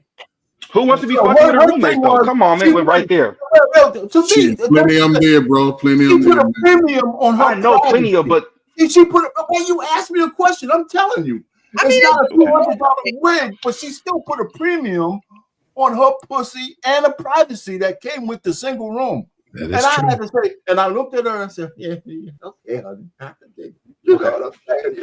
And that was it." So it's not that women didn't have demands. Demands were different back then. Yeah. They were just different. So and she wasn't talking about getting married. And a lot of women weren't talking about getting married. Not in the black community. Hold on, brother. Listen. Hold on. That I didn't get, I had a series of girlfriends, but you guys act like women are so like monsters today. I'm not acting like that, but there's some monsters out there now. I'm not trying to act like Just what you said, right? Just what you said. Listen, I'm 10 years behind our Payne coming out of high school, college. I know the fuck I look good when I was a youngster. I know that shit. And somebody lied to you. Listen, most of the females, if I saw them attractive, right, I go up to them. You know what the basics, and they still use that shit today. I don't like light skin. Okay, what was I supposed to do? Why you don't like light skin? See, no. All right, appreciate you. And I would move around. And out of the 10 that I might try, I might get 3 of them to like me. Mm-hmm.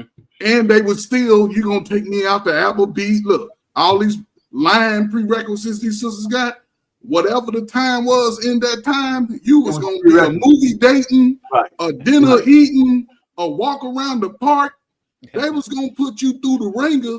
And then if JT come along with his smooth talking ass, Now I'm taking her out to eat, and JT over here busting the cheeks. It's been the same game, bro. Just different players. What they're saying? What they're saying? So why do we complain about more people? Why do we complain about today? More people got options, so that's why people aren't married. Because y'all have more avenues to communicate. Y'all can communicate in real time from coast to coast. So then it was easier. So then it was easier back then because that female could only worry about the dudes in her town. No, brother, listen, hold up. After you ran out of the girls in your neighborhood, in your little town, in your city, that was it. Then you proving our point then. No, but y'all got the She can go look at Lewis Hamilton over there racing and shit tomorrow. I'm trying to go to Miami VIP. Plans to resign. Excuse me. Let me tell you something. Dr. Newsom. A reach. If the woman has a reach. Yes, Frank. So do you have a reach. Men have a reach too. We're not talking about men right now. All Frank was saying. No, I'm saying if you're saying that women have all these opportunities and they got all this reach for the internet, you got the same goddamn tool. Right. Back in the day, you had the same tool. No, that's what I'm saying. Harder because we have too many choices. You cannot focus on one. A numbers game. It's always been a numbers game. Okay. It's always and Payne, to your point. Put to your point, the numbers are now more significant. Bro, don't even try to explain it no more, bro. Don't even. We on two different highways, bro. In that conversation. Hold on. Can I say something? Can I say something? That's always been a numbers game. Can I go after you, JT? Oh, no doubt. Here, let me tell you something. No. This is the thing. It's definitely different. It's always been different throughout the generations.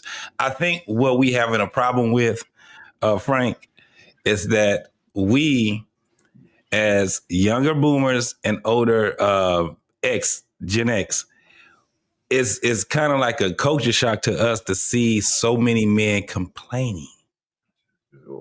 It doesn't seem right for a man to be complaining. Now, the thing is this. You guys are complaining, but then y'all tell us that we too fucking old. We don't know what the fuck we talking about. And I'm not saying you. I'm not saying you. What I'm saying is, recognize that we're complaining too.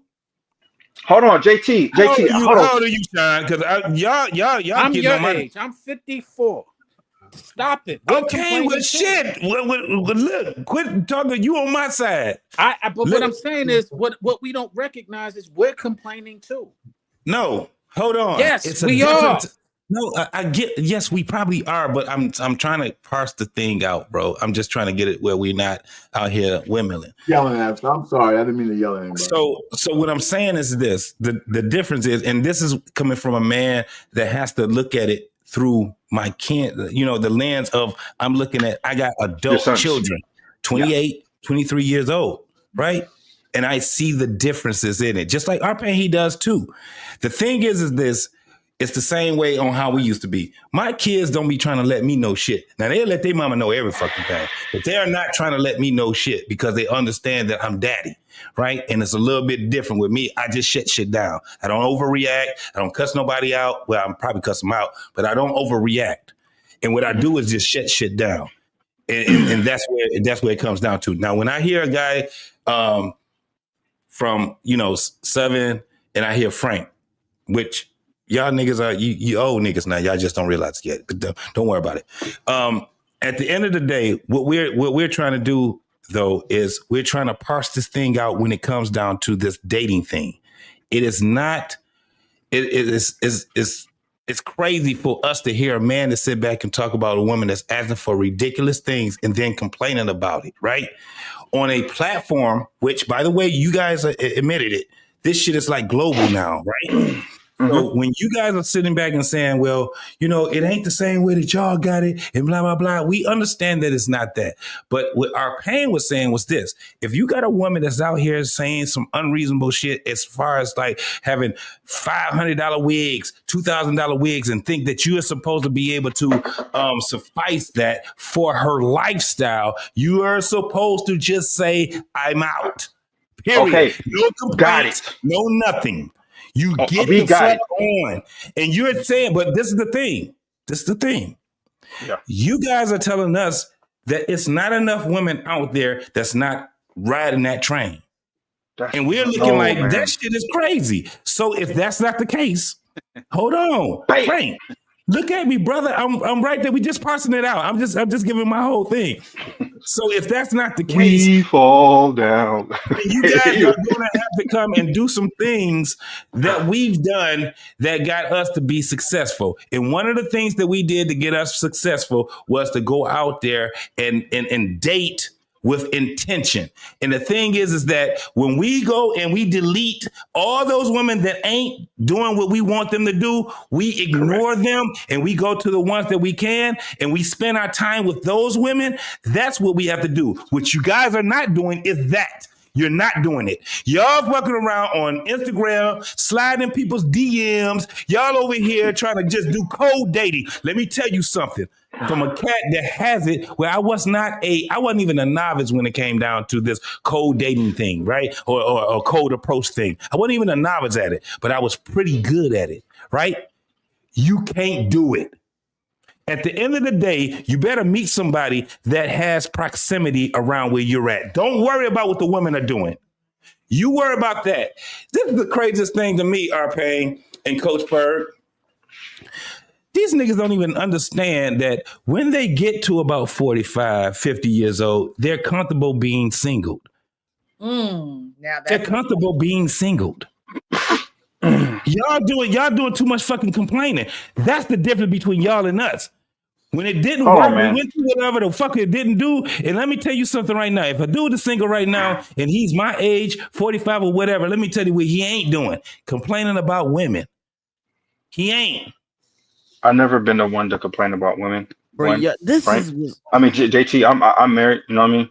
So I never complain. I've always said it was easy. And I tell other guys that do complain, it's very easy. You just got to be in proximity. You got to be in that area. Like you said, you hang out with the barbershop, you're going to eventually get a haircut. So I've never been the one to complain, and I've always got what I wanted out of the dating scene. But Frank, correct me if I'm wrong. Y'all generation wasn't the Negroes I was singing to females, baby, baby, baby, baby, please, baby, please, baby, please. So what are we talking about? Like, no, y'all talking about them singers. They were singers. Now, dudes that was in the city. Hold on, man. Look, but it's the influence. It's the influence of the culture. It's the influence. Y'all over here. Singing a woman and stuff. I'm not JT. Hold up. I know I'm not saying myself out here like that, but let me tell you how this shit goes, bro. I'm not personally talking about you, bro. I'm talking about your. Yes, and I'm telling you, I told you I wasn't the expert. It's some niggas that way better than me. I'm barely a novice, but I was good at what I did. I was pretty good at what I did. And this is the thing that I've learned. In my generation, what we used to do was we would use the songs. We would set the ambiance. Soon as we was not those dudes that y'all think that we was. Our generation wasn't the baby, baby, baby. Our generation was pop that pussy, let me see it, doo-doo brown. That was our generation. Our generation was that. Our generation was the low vibrational. Now let me tell you, our generation, because you want to be real, our generation was why y'all are where y'all at right now. Because our generation had grasp on the low vibration of men. The lower vibration of men. The higher vibration of men, guess what they still are? Married or they died widows or widowers. Bro, listen, at the end of the day, hold on. Let me finish. Frank, let me finish. So JT, I don't think most of the men in our generation are complaining. I just think they're just walking away and not even dealing with it. What we have on panels is us having having conversations and some of us giving insights on how to choose a right woman. You know what I mean? So I don't see a lot of our generation complaining. I see them walking away. I get what you're saying, but that's not absolutely true because your generation has a movement called MGTOW. Men going their own way. Every generation has a MGTOW. No, we don't. We didn't. Our generation. How are we going to be beggars and have a MGTOW in our generation? You got to because you still look for love, right? We still look for a family. Okay, pause. So you're telling me that you're married to the same woman with your kids? I am now. I eventually got back to it. We would, bro. My story is so different. Okay, so the person you have kids with, yes, is the same person. Okay, you are an anomaly. Trust me. I've met older guys from the Really? West Coast. From bro, how many dudes? I know so many dudes in your age I'm gonna tell you why I have baby say, mamas, I'ma say, mamas, and it I'ma say, started the whole. Your dad wasn't in the You're house; he was out here running the absolutely show. no, Come on, man. correct. And no, like, no, and no, no, you no, are no. an anomaly, bro. I'm the anomaly, not on that Yes, sense, you. bro. As a black man, yes, Can I you. just As a black explain? man, as a Can I black explain man, it? as a black JT, man let to him be talk. with the one, as a black man to be with the woman that you had kids with, even if y'all broke up, y'all still got back together. You was mature to get back with her, and she was mature to get back with you. Most of y'all's not doing that. Oh, well, Most that's of what y'all are not doing that, well, bro. I'm glad you Your said that. generation's not doing Well, that. maybe you guys need to follow that platform then. We're not talking about us Get right now. back We're with that talking about original goddamn woman then. Well, fuck it. That, Bro, I don't, if that's the case, bro. I you're don't know, clowning Mick. bro. Hold I on, don't hold because on. you're I don't know clowning how did, MGTOW of men going their own way. That's not like a flex to clown on bro. them. They just I rather didn't choose clown, peace. bro. Well, I didn't clown on them. I just pointed out that Hey, JT, from can I the say point something, of what you were JT? saying was that you have a generation where you guys where y'all came up, and this is the thing. I'm not clowning anybody. What I'm Yes. saying is that they exist. There's a reason why they exist. Because the This is kids the that thing. y'all raised, the woman that y'all raised, the juice wasn't worth the squeeze.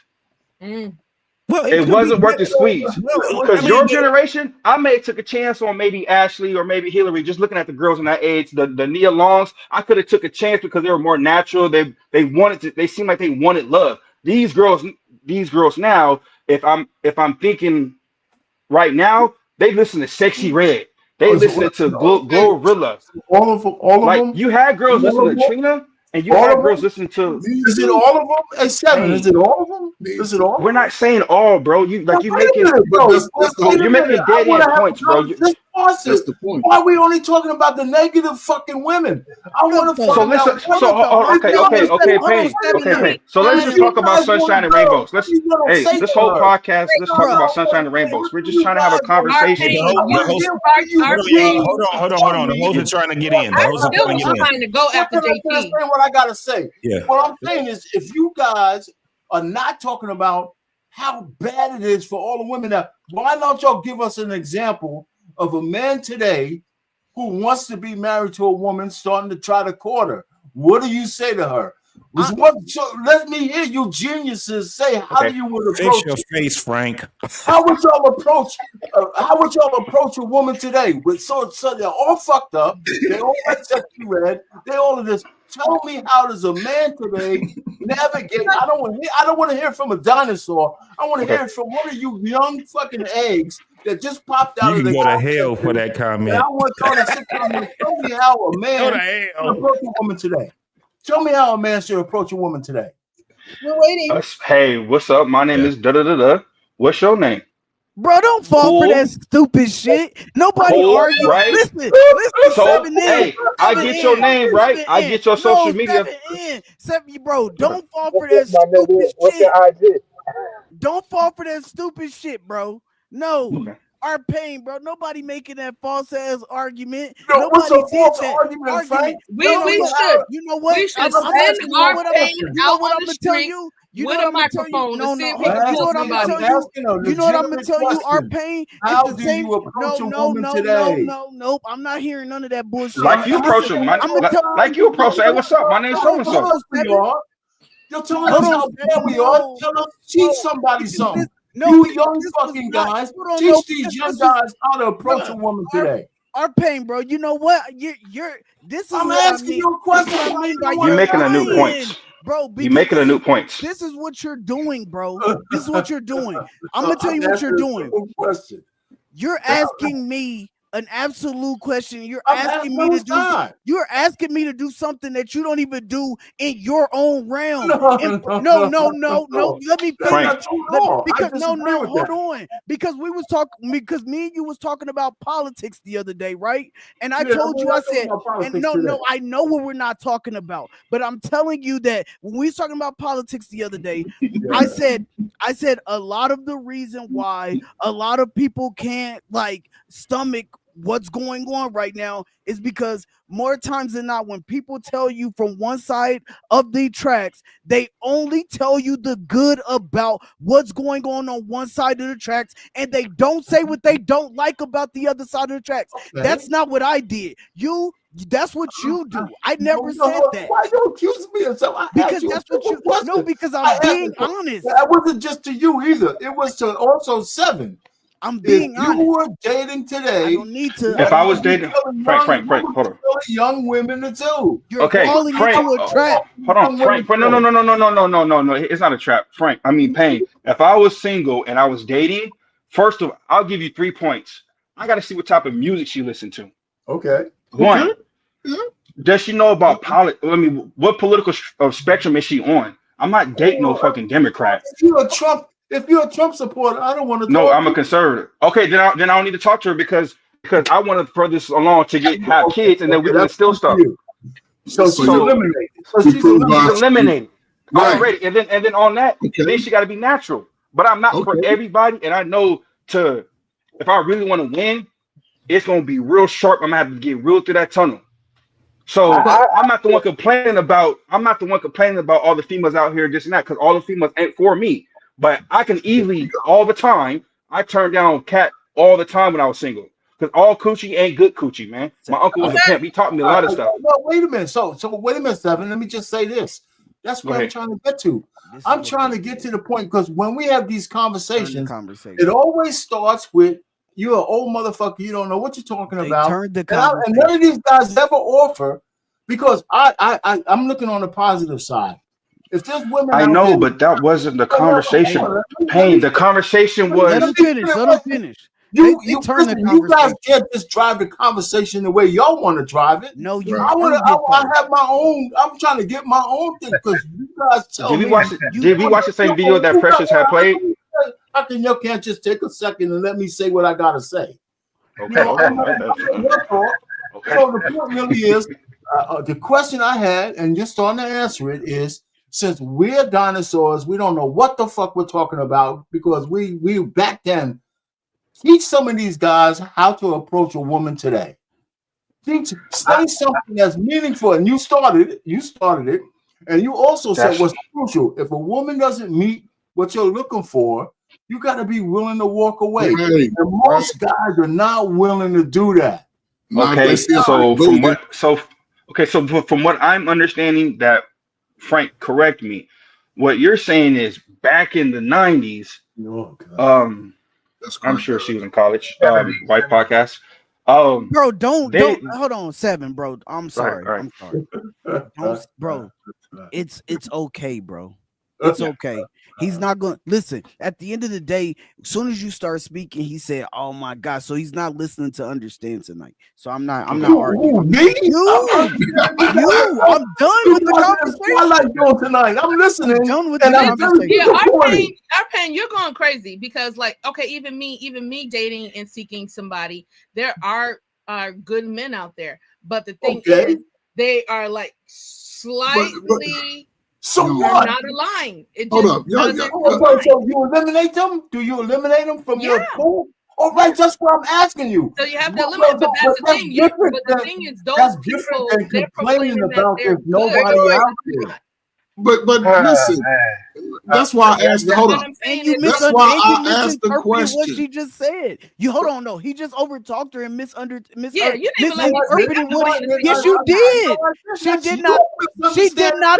She did not say that she did not say that she agreed with you with all the about there's no good people out there. Bro, you asked. No, that's not what she said. But there's always something wrong with them. Nobody's perfect. Our pain. That's not what I said. There's good people out there, but they're not. White school.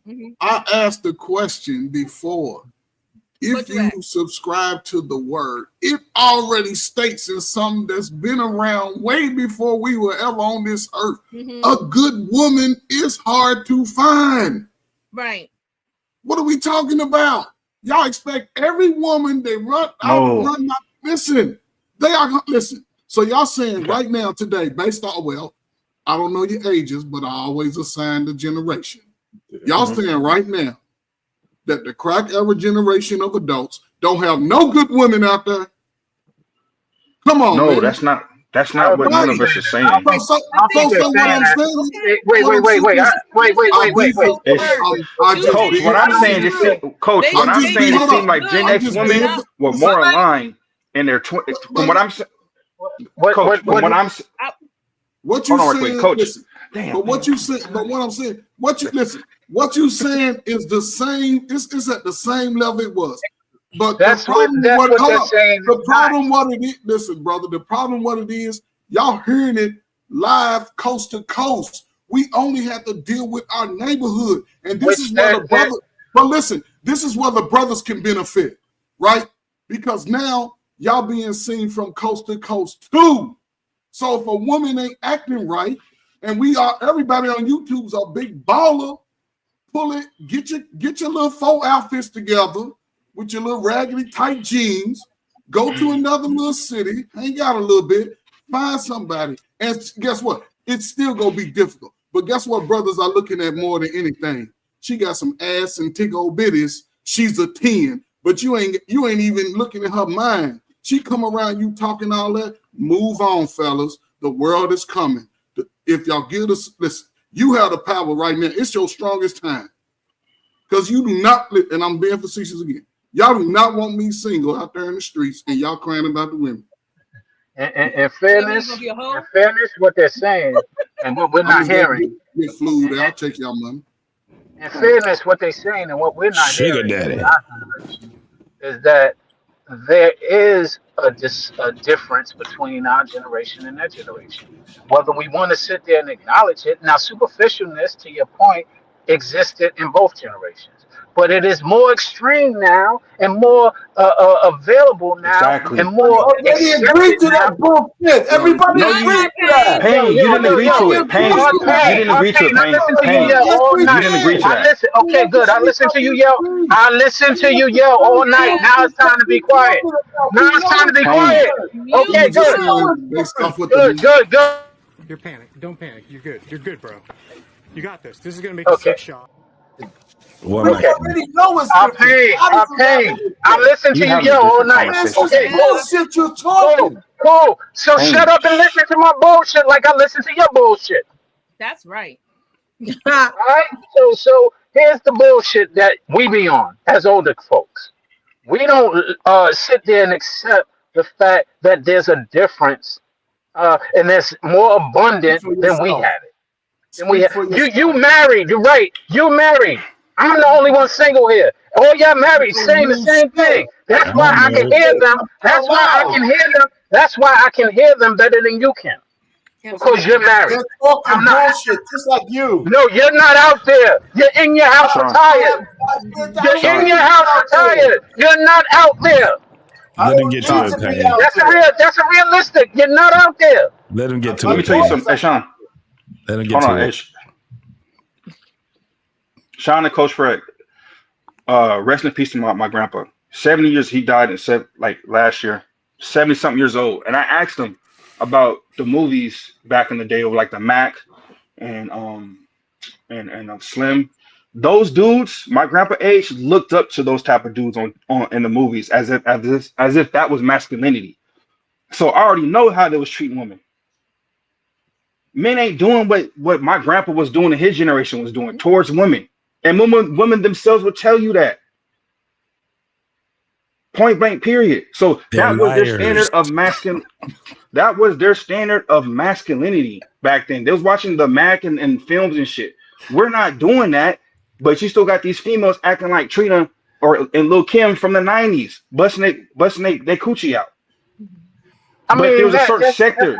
There's a certain sector of those women. All right, let's hear Sean say, because he didn't get out what he wanted to say. Go ahead. That's not fair to say, because to that point, that we do have we looked up, as Kirk Ferd would say, we was in the crack era and we looked up to crack dealers. So it's the same parallel.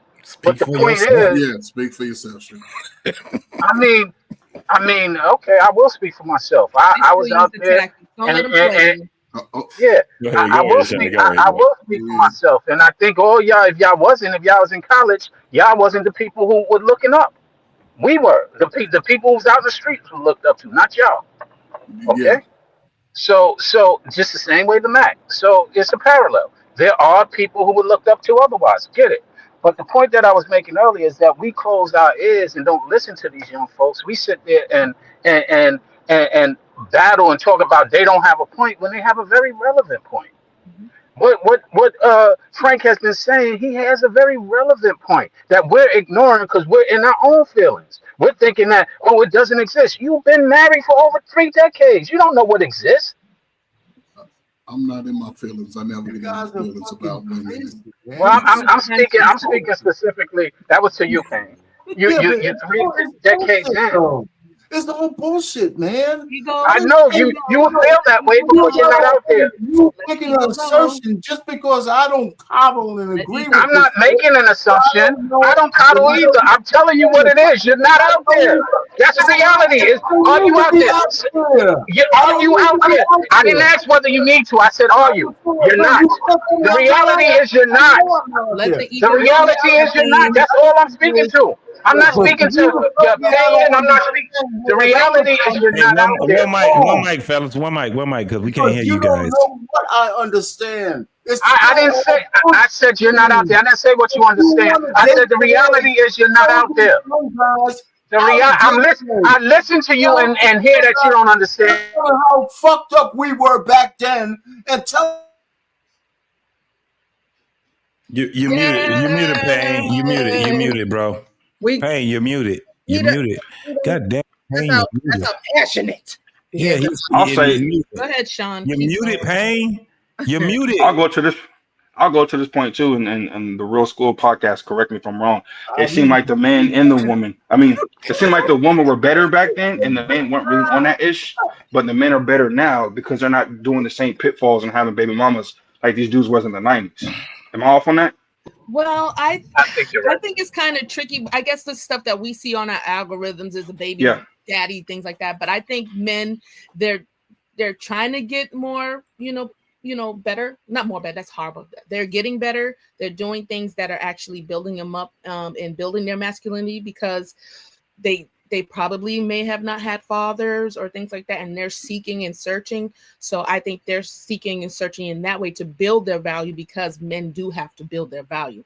And the women so much so it's being made easy for them because they Sims and, getting the wigs and, just having a catfish on it, and attention, that's their currency too. So even just attention is currency. So that's really not building up on anything because you're just doing outside work and not really building up, having the confidence on the inside and to be your natural, authentic self. So therefore you, even if you may be a good woman, but if you do put on the character of the women that aren't good, you might get looked over, even though you may be qualified in every single way. But the fact that you look or you're standing too close, because my guy Philosophical said the good women are standing next to the bad women, so they're kind of blending in. Yeah, so not standing apart because they want the attention. And that's, And I'll say this, so dudes like JT, Payne, and Coach, when I was in high school and growing up, dudes like y'all told me, hey man, you'll get lucky if you run across one good girl.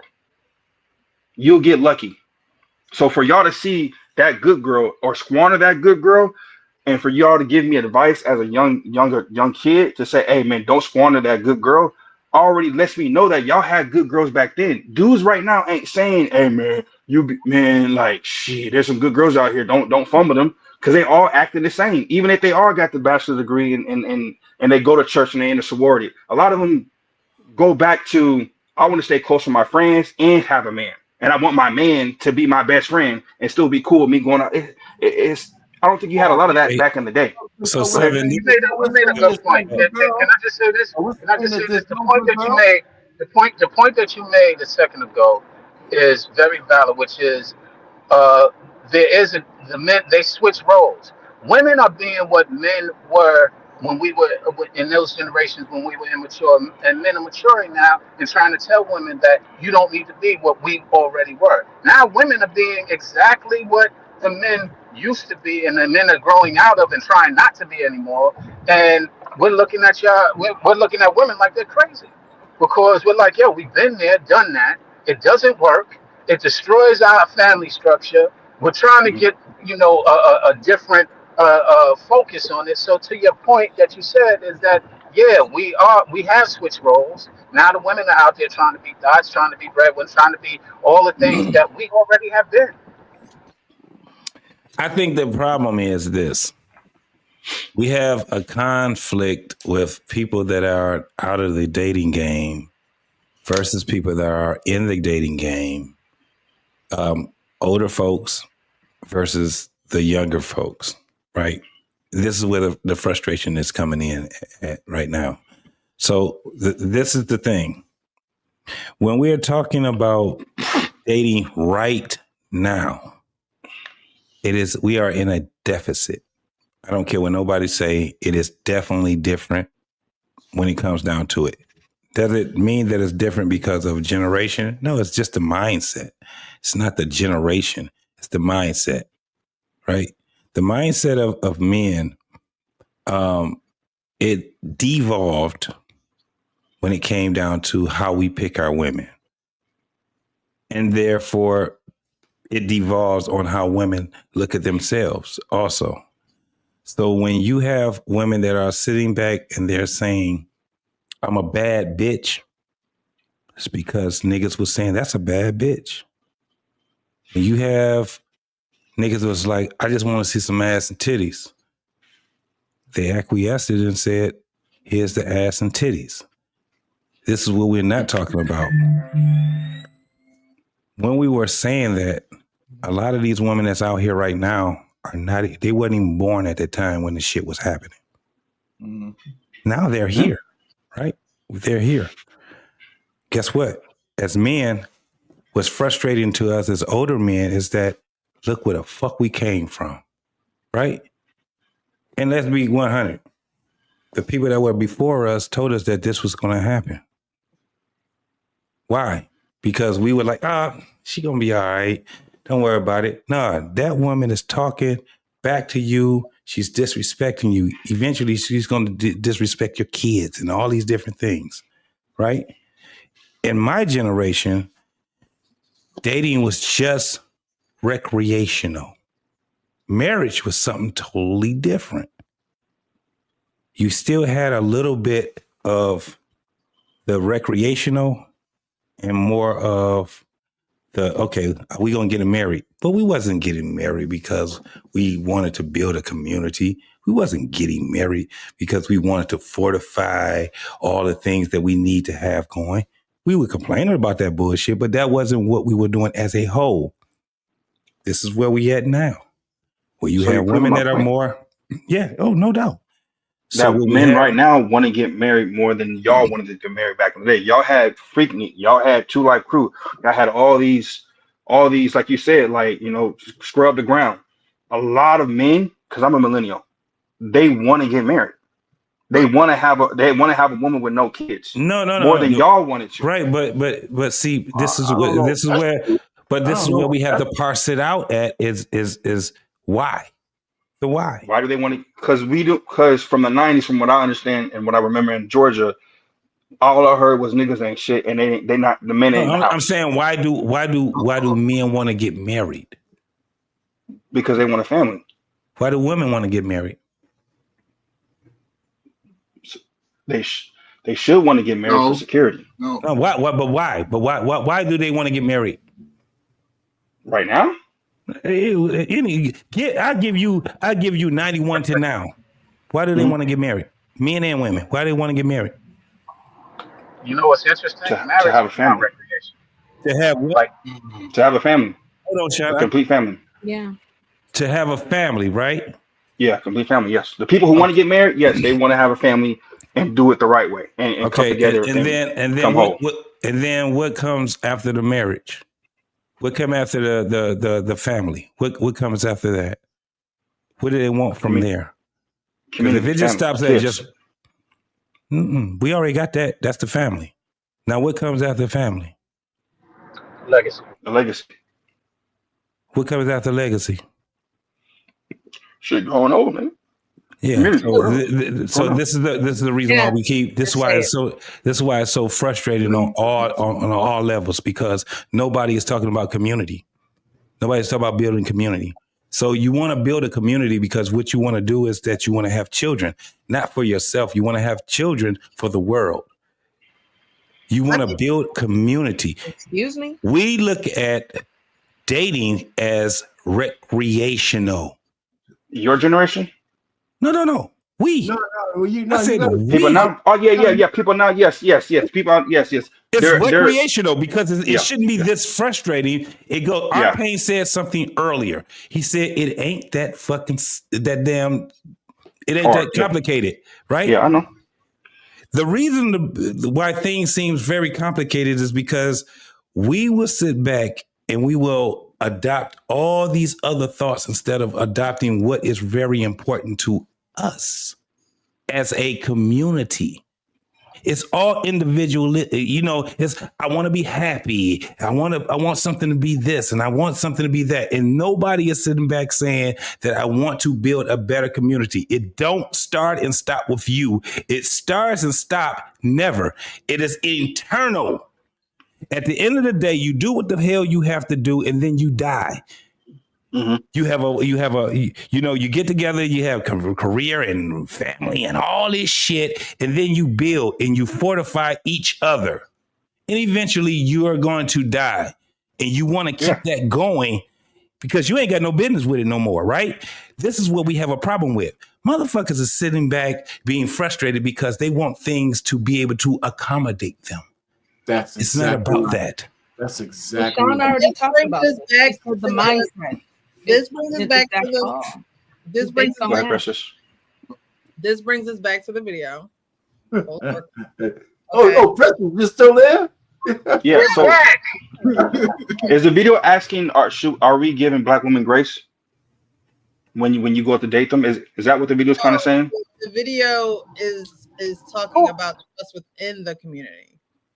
But what happens when the first mistake happens, and then we look at? Look, we was only at the beginning, child. Got us through it. Now we enemies. At that point, it's no longer the problem. Shouldn't be the thing that tears us apart. It should be the biggest issue as far as us handling it together. But if I can't even stand with my own sibling, and I can't stand next to or trust my own mother, or my own father, or my own cousin, how can I trust this girl that I just met? Can't. If I'm stepping into a situation and I don't know how to emotionally regulate my feelings, but then you hurt my feelings, and I never took care of the other people that hurt my feelings as far as forgiving them, then it's going to pile on, and then you going to bring what you bring, and I'm a lash out on you because I never lashed out on them. When people don't know how to express they hurt the closest people to them. Yeah. Close proximity. That has happened generationally across our generations.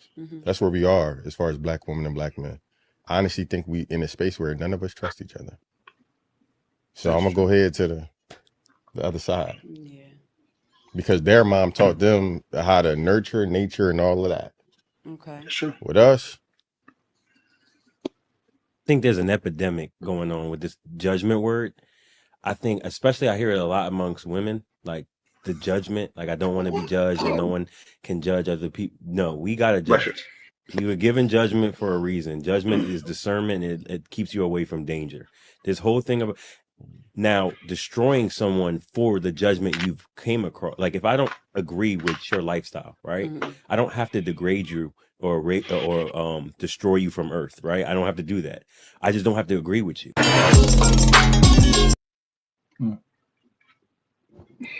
So that's a nice video. I like the way they talk about trust. There's no trust in that.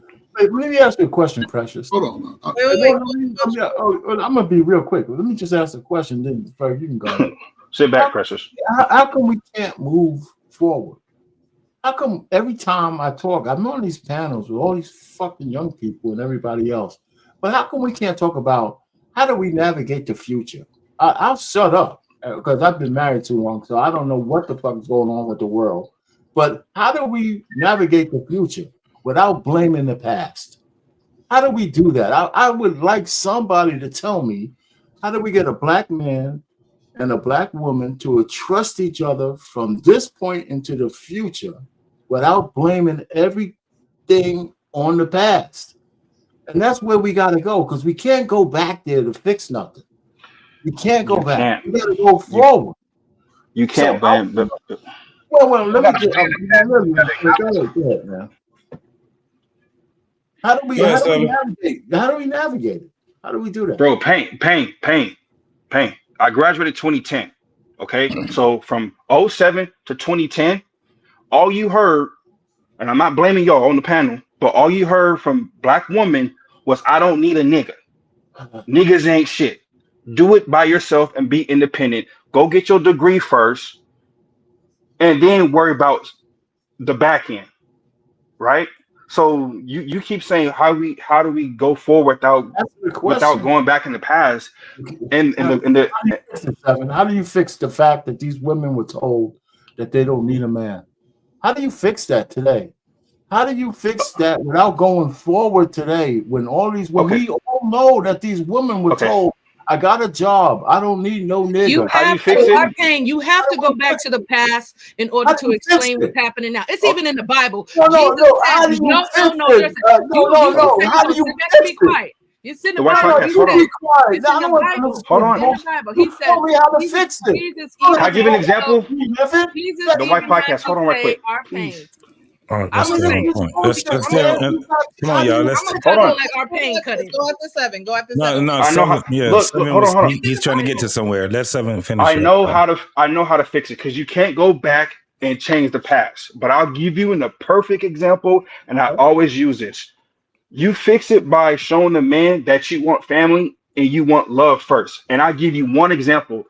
The last video that Sierra had at the gas station, twerking on the Hummer, on her Jeep, talking about don't need a man, be single. A lot of black women got on her head because she's mad. And said, girl, go back home. If we seen more of that genuinely on Twitter, on Facebook, on YouTube, of black women getting the other black woman's ass about how to pick the right man, how to choose the right man, and don't fuck the conversation up by saying, are you married? Some disingenuous shit that they do, when you can see a group of black women come together and hold each other accountable like they did with Sierra and told her ass, take your ass back home. You got Russell Wilson and he took you in as a single mom. That's when more black men will start trusting more black women.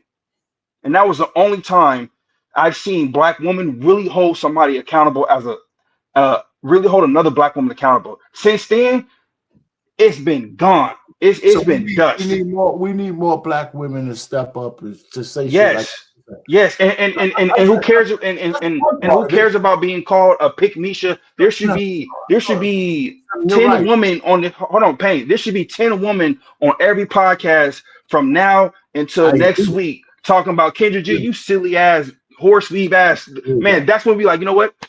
Good job. Y'all turn the page, and then don't get confused. I got to see action as well. I got to see action. So I agree with you. Because I've said that plenty of time. But how are you gonna? Well, I don't even want to go there. That's a good start, but it's not enough, is it? Because we don't have enough women speaking out against the sister code. Yeah, but so you asked me, we can't go in the past, but what would change the future? I'm just giving you a solution. I said that's one part of it. I agree with that. Okay, but is it enough? Let me ask you: do you think it's enough? That and service. I mean, like you just gotta. Hey, we was wrong. Fix your face, Frank. Shit. Yeah. You just gotta say, hey, we was wrong. I'm just trying to get us, because this is one answer I agree with. I'm just trying to get us to say, how do we fix the future without just spending all the conversations we have on how everybody in the past was all effed up? Because to build a good house, you need to hold on. To build a good house, you may have to redo the foundation, and because they did the foundation back in the day. Come on, let me jump in. Because I want to ask the question. Go ahead, Coach. Thank you. And brother, I'm gonna use you because I don't know your age, right? How old were you in 1986? I wasn't even born. Okay, so everything you heard about, I would say from 1990, you got from, if you're going back to the 90s and 80s, all that information you got from watching movies, I got from somebody else, right? No, I got from my own personal. I got from my own personal. Hold on, brother. You weren't exactly. You heard a story of somebody else, right? They're telling me their personal experience. Right. Listen, third brother. party. What Yes. you're saying is it's You third heard party. the story Third-party from information. somebody else. It was in a. Yes, I was coming out of high school at that time. Yeah, I was faced with the same things you all are faced with. However, I didn't have to face it 3-4 states away. It was only in my community. There was women saying, you light skin, I don't like light skin niggas. Okay. Oh, I had to move on, right?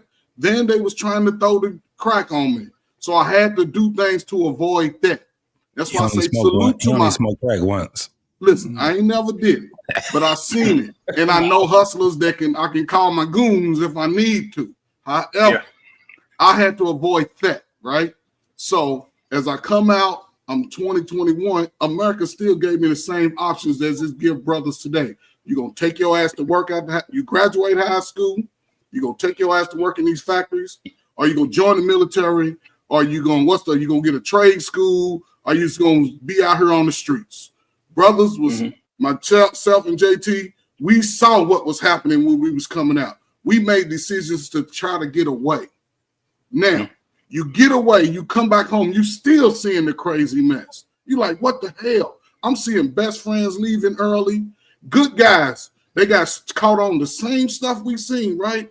However, brothers was still trying to figure that shit out. Now, you get the early 90s when they started showing to the world, right? A whole different movie set. They were showing us in the worst way. The president that we voted for, Biden, him and Clinton created a law for ninjas 3 strikes. Yeah, of course, yeah. Okay, so again, we had to avoid that. Now you got the women coming with crazy ass demands, wearing weave, doing all kinds of stuff. Brothers wasn't even walking in heels back in the day. You had 3 of them. Now you got 3,000. Men were still figuring it out. You didn't have it. Now, this is what I'm saying. The women have done this. They are cheerleading now, saying, F you young dudes. And this is why I say to the young dude, you experience the worst of women in your own damn family. You got aunties, cousins, you see ass and titties since you've been born. So you got to be diligent and understand, like, I don't want to pay attention to a woman like that. Y'all call a baddie based on her body. You gotta, and this is my number system. All women are 5s. Ain't nobody above a 5 unless you got some, you can cook, you got some morals about yourself, you have self-respect, you get numbers of how do you serve others. And if a woman didn't like me, I didn't force myself on her. It took, listen, man, I used to be a good-looking dude for about 25 years. I was married younger. I was on some bullshit. I was single for 15, 20 years. I had to go through 5,000. I'm just throwing a number out there. Rich women, money, fly. I was getting flued out north, south, east, and west. And they were still ratchet as hell. But I still, and the point I'm trying to make is this, brother. It says it in the word. Finding a good woman is not easy. So regardless of what generation you tied to, it ain't gonna never be easy to find a good woman. But now that when we get in our 30s, our brains start to wake up, and now we strong and we men, we get rid of our boy shit. You have to be ready. Because she may come in a flash. And if you're not prepared, listen, don't pay attention to the women. I'm not saying you. Brothers, don't pay attention to the women that you know you don't want. You keep bringing up the Bible, right? You can look at them and see some of y'all can't control. A lot of times y'all get caught up in your urges. So I'm saying, but still, you have to move different. The landscape is broadened for the brothers. The opportunity for women is based on the world now. It's not based off your city. It's It's not based off your state. It's based off the world, because just like the Yahoo personals, the Match personals, it started to expand the opportunities for brothers and sisters. So a brother, we can take advantage of it. We can take advantage of it and just move accordingly. It ain't gonna be easy though, but you just have to be, listen, man, it's hard to explain, man. I got a 21-year-old son. He don't have the problems that I hear on YouTube. This dude like, man, daddy, I don't see. So I understand you, brother. Just be, and to the young brothers, listen, man. Sometime, and I'll say this and I'm gonna shut up, 2 things. Based off this video, all of y'all grew up with the same mamas and daddies. So all y'all the same type of people. And for the most part, brothers are trying to correct it. And when you correct it, you have to be willing to step into the wilderness by yourself and then come back so you can see how it was messed up when you get back. And if you do that for a short period of while, you'll clear your head. But you can't do it chasing a woman that you know ain't no good for you. And hurt people. Just remember that. So fix your face, Frank. The Wife Podcast. So what were you saying about the whole foundation and going back in the past? I was saying that it's written in the Bible, right? And that's why I know people don't read. Is that Jesus had came, right? And a lot of stuff was already established. They had the old law and everything. So when he came, he got a lot of opposition because he was really trying to show people something new, trying to show them the condition of their heart. But they hid under the guise that I knew everything. I'm the man, or I have the masculine arm. I'm a preacher. But yeah, you're a preacher, but you doing stuff behind the scenes. You know what I'm saying? So he was calling out the matters of the heart and said, and I like when he was doing the Sermon on the Mount, he said, you have heard it was said by them of old time. So even then you may have heard that all men ain't this or all men ain't that. You may have heard that, but you got to do something new if you want to expect a different result. So I just like how he, in the word, like as I read, I like how he read that, yeah, you may have heard this stuff, or you know that your moms and aunts and all these things that said, well, you have to get away from that. Just like Coach Frank said, you got to build yourself a new sure foundation. And yes, it hurts. Yes, that's our mom. Yes, that's our dad. But we have to just dismiss a lot of that mess. We have to unlearn a lot of that generational things. We have to go to therapy. I didn't hear nobody say nothing about no therapy, but we get up here all day. We're spewing our concerns and confusion and our hurts and complaints with other confused and hurt complaint people, which actually they should not even be on here. And then they're giving you bad advice from a hurt place instead of a healed place. And that's where we're getting a lot of our information from. And that's where we're getting a lot of the relationship guru thing, but they're really not, they don't have our best interest at, hence the Kendra G's or the people that are trying to make money for you because they're trying to make a bag off of your pain points. So, and finding the people like, you know, Precious, that's trying to be hot, open and transparent. I'm honest, open, hot, honest, open and transparent. That's not, it doesn't keep me in victim mode. It exposes what's going on in me because it's easy to blame somebody else. It's easy to look back, but what about you? You know what I'm saying? So, how and that's the consideration of our pain. How are we going to move forward? But we're in such a sunken place that we do have to go back. We do have to rebuild. We do have to reconstruct, and we do have to come together in order for this whole thing to make it work. Because it is a job that has been done to us. It is a job that we have done to each other. And so we have to have the morality, let the ego go, and sacrifice to get to that point. But I don't think a lot of us are willing to do that because we're so individualistic. It's easier just to say, well, if they ain't coming, whatever. But I understand that. I understand it gets, frustrating, whatever. But everybody won't be saved, but we have to make a concerted effort to save as many people as we can. I don't hear people saying save as many as we can. I always hear people saying, well, everybody ain't gonna make it. Okay, well, everybody ain't gonna make it. Well, everybody ain't gonna make it. You still have to make a concerted effort to save as many as you can. Yes, nope. But No. and you're one of the part of the problems. So this is, and this is that right Yeah, there, I'm not that trying to little say. poison, let me tell you something. that poison I have multiplied by Hey, 10,000. JT, let her finish. Let her finish. That Let her finish. multiplied by 10,000 other men that feel like him. That's a problem too. So No, you it's just not. talked about It's community, a and you ain't problem even when you about got. community just by what you said. It's a problem. You don't know what I got. It's a I'm just problem. saying what you said. I'm reiterating No, what you it's said. a problem. It's a problem when you don't have women that actually can follow men that actually have some sort of It's not boundaries. about following you. It's about being right individual. No, it Because is something. It is about it. If you have a person, It is about it because Hold women on. are I'm not talking following. about that. I'm talking about Women are people. following dudes. Women are following I'm not dudes that don't talking about deserve that. to be I'm talking followed. about And the individual reason being, y'all, and the reason being is because they don't care anything about what their father thinks.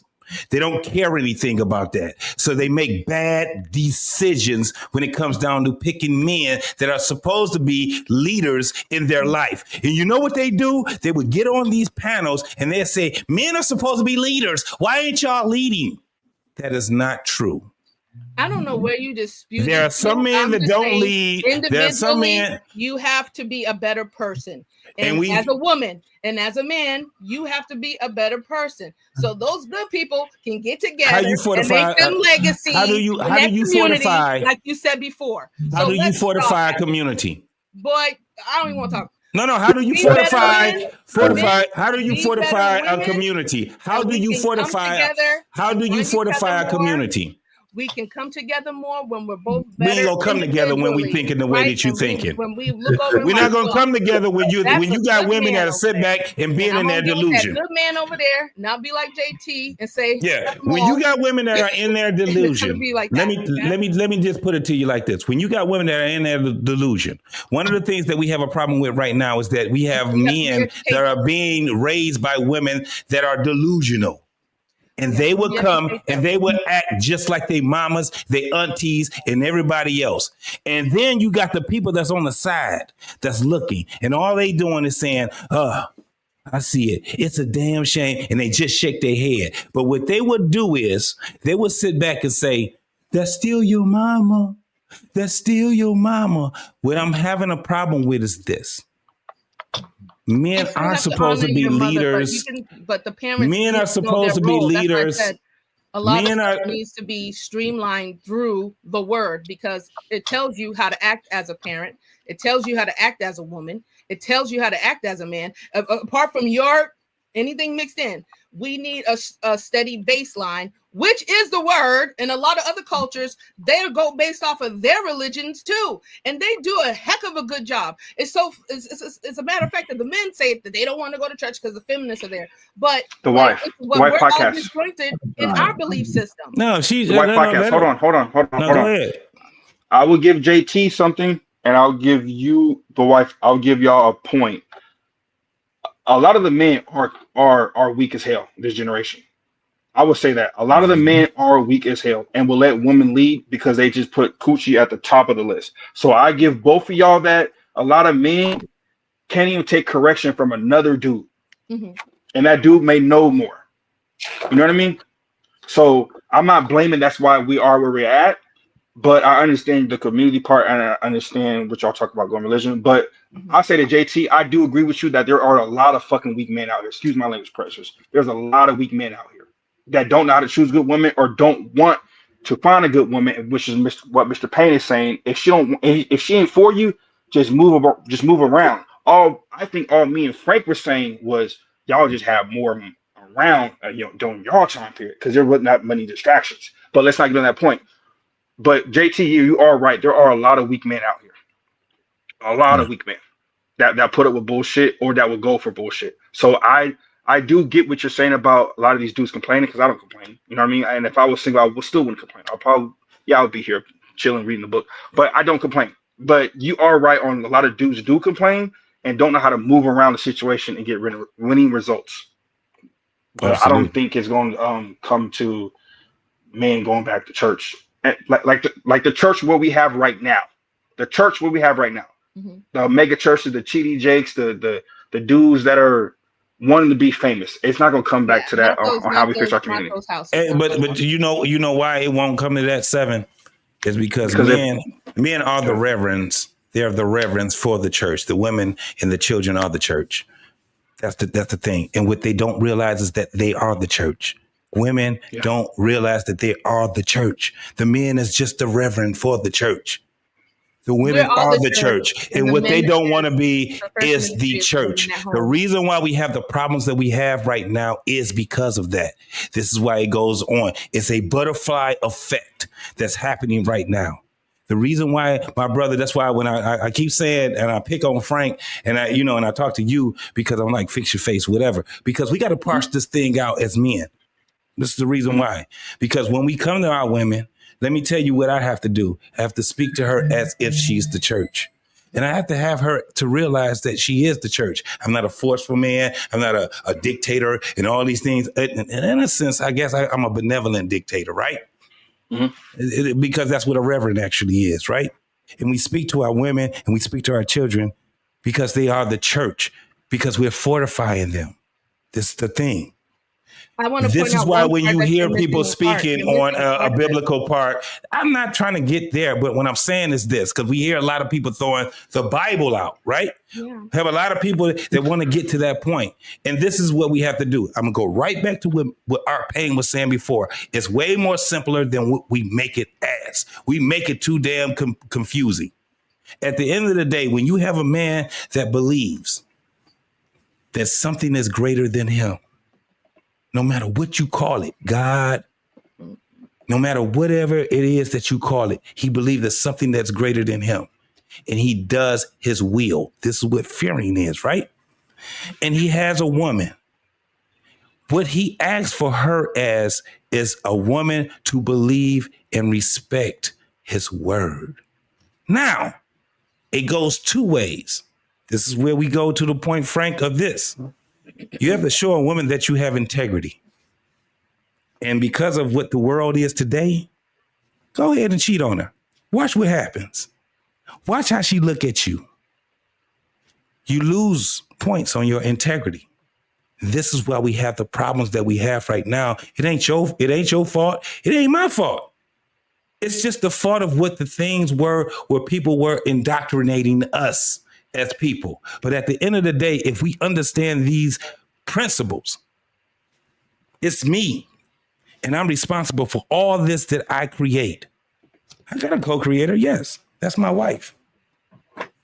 How many motherfuckers is out here trying to get wives now versus people that's trying to get side bitches and girlfriends? See, we sitting back and we be hearing people talk this shit, Frank. I want a partner. Women, they telling you this. I want somebody that's 6 feet. I want somebody that's, they got money and all this crazy ass shit. And what we do is acquiesce or try to acquiesce towards that shit. That's bullshit. You listen to your inner self. You go out and you look. You ain't got to have a father, because a lot of us don't have a father that's right there in our face, right? But you have men that's out here that's fortifying it. That shit is not comfortable. You ain't never had a comfortable fucking moment in your life, Frank. You ain't never had that shit, 7. It's always going to be uncomfortable, because when it comes down to a point of you being comfortable, let me tell you what you're going to be. Broke, complaining, in deficit. You got too much goddamn time on your hands when it comes down to that. What that woman is going to see in you is that. This man, you ever heard a woman say he's a good man, and then right after they say he's a good man, they say he's a hard worker? Yes, that's what we do. We as men have lowered the scale. This is the reason why you were having Art Payne to sit back and he'd talk to you with frustration.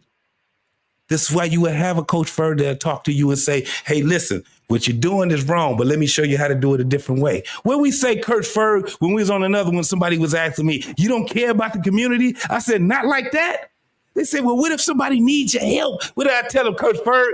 What did I tell them? You go see Coach Ferg. I'm going to refer you to Coach Ferg, because I ain't everything. to the community. I am what I am good at in the community. And where I'm deficit at, I see what the community is built on. And I will see a Coach Furr. I see a R Payne. I'm going to refer, if I can't do it, I'm going to refer them to R Payne. If I listen, I got daughters. There's a lot of things that my daughters won't come to me for. There's a lot of things that my daughters won't come to me for. Let me tell you what I do. I fortify their mom because they'll look at their mama because they, you know, they older now, right? So they when they get in their teens and 20s, she thinks she knows what she talking about, blah, blah, blah, this and that. But when they daddy sit back and say, no, your mama is right, they'll be like, well, damn, they gotta be, it's the same thing with her. No, what your daddy is, he's right. I don't never try to be their mama, and she don't never try to be me. She tried it. Guess what happened? She failed at it. This is what we got to understand, folks. This is not, when we talk about relationships, this is not fun and games. It's not fun and games. And we got to stop acting like it's fun and games. All of it is connected. I hate to see my brother sitting back, man. I'm telling you, I hate to see my brother sitting back with frustration. I hate, Frank, I hate the look on your face where you think that we ain't listening to you, but we are, bro. It's the same thing when it comes down to the women. They would tell us, and I have women such as the wife school podcast will sit back, you don't like women or whatever. I got daughters, I'm telling you right now. Okay, now hold on. I didn't say you didn't like women, so let's correct that. I stay close to them. And my daughters don't like all the things that I say to them, but they have to respect it because they see the end results, right? And the dopest thing for them to see is for their mom to have great outcomes, especially when it comes down to her outcomes is with me also. What the fuck is we talking about, man? Listen, when you get out here and you date, it's going to be hard. It's going to be fucking hard. Even when you marry, it's still going to be hard and you're going to fail. But failure is a door to open up so you can go and do it again until you die. What we have a problem with right now is, and shout out to my dude, Lost in Translation, is things that are lost in translation right now. This is all it is, y'all. I love being able to talk to R Payne. I love to be able to talk to a Seven or a Frank or someone that's younger and all these different things, because now I understand where I'm needed at in, you know, the situation, circumstance, or conversation. We ain't got to go, and this is what's going to happen anyway. I don't give a fuck who you talking to, whether you're talking on a podcast, Precious, or if you're talking to your family. It's going to be frustration. Everybody going to be out here swinging like this for a minute. Then we got to let the smoke clear so we can all think about what we've, you know what I'm saying, what we've taken in. If you were just talking to people and you ain't taking that shit in, and that shit don't come up to you tomorrow or the next day or something like that, then you don't need to be talking to nobody right now. This shit should be rolling over in all of our minds. We are in a deficit of community and family, and we need to get this shit right. But JT, it's great, man, what you just said. I just, you use the word frustration. I don't know if it's frustration with me other than the fact that it's like, lost in translation is a better thing, right? In terms of, because we're all speaking English to each other. Yeah. The thing that bothers me the most is for people to tell me because you lived for 66 years, you don't know what the fuck is going on. That's crazy to me. Well, in some, hold. I mean, let me just take it. And I look, y'all know I sit here, I listen, I let y'all do y'all thing, okay? But an understanding means there are some things that I am not seeing, I am not experiencing. And if you can't admit that as a person, that's where the stubbornness comes in at, because we're trying to have a conversation. And when you have a conversation with someone, you may not agree, but I see where you're coming from. I don't have the experience that you have. That's accountability. That's what the woman always got to do, right? We got to take accountability, right? And so if you know you've been married for as long as I've been alive, R Payne, you have to come to a common ground where it's like, You know what? I But am you not. didn't even let me finish saying what I was saying. That's what I'm saying. That's the thing that's so frustrating. You don't know what I was gonna say.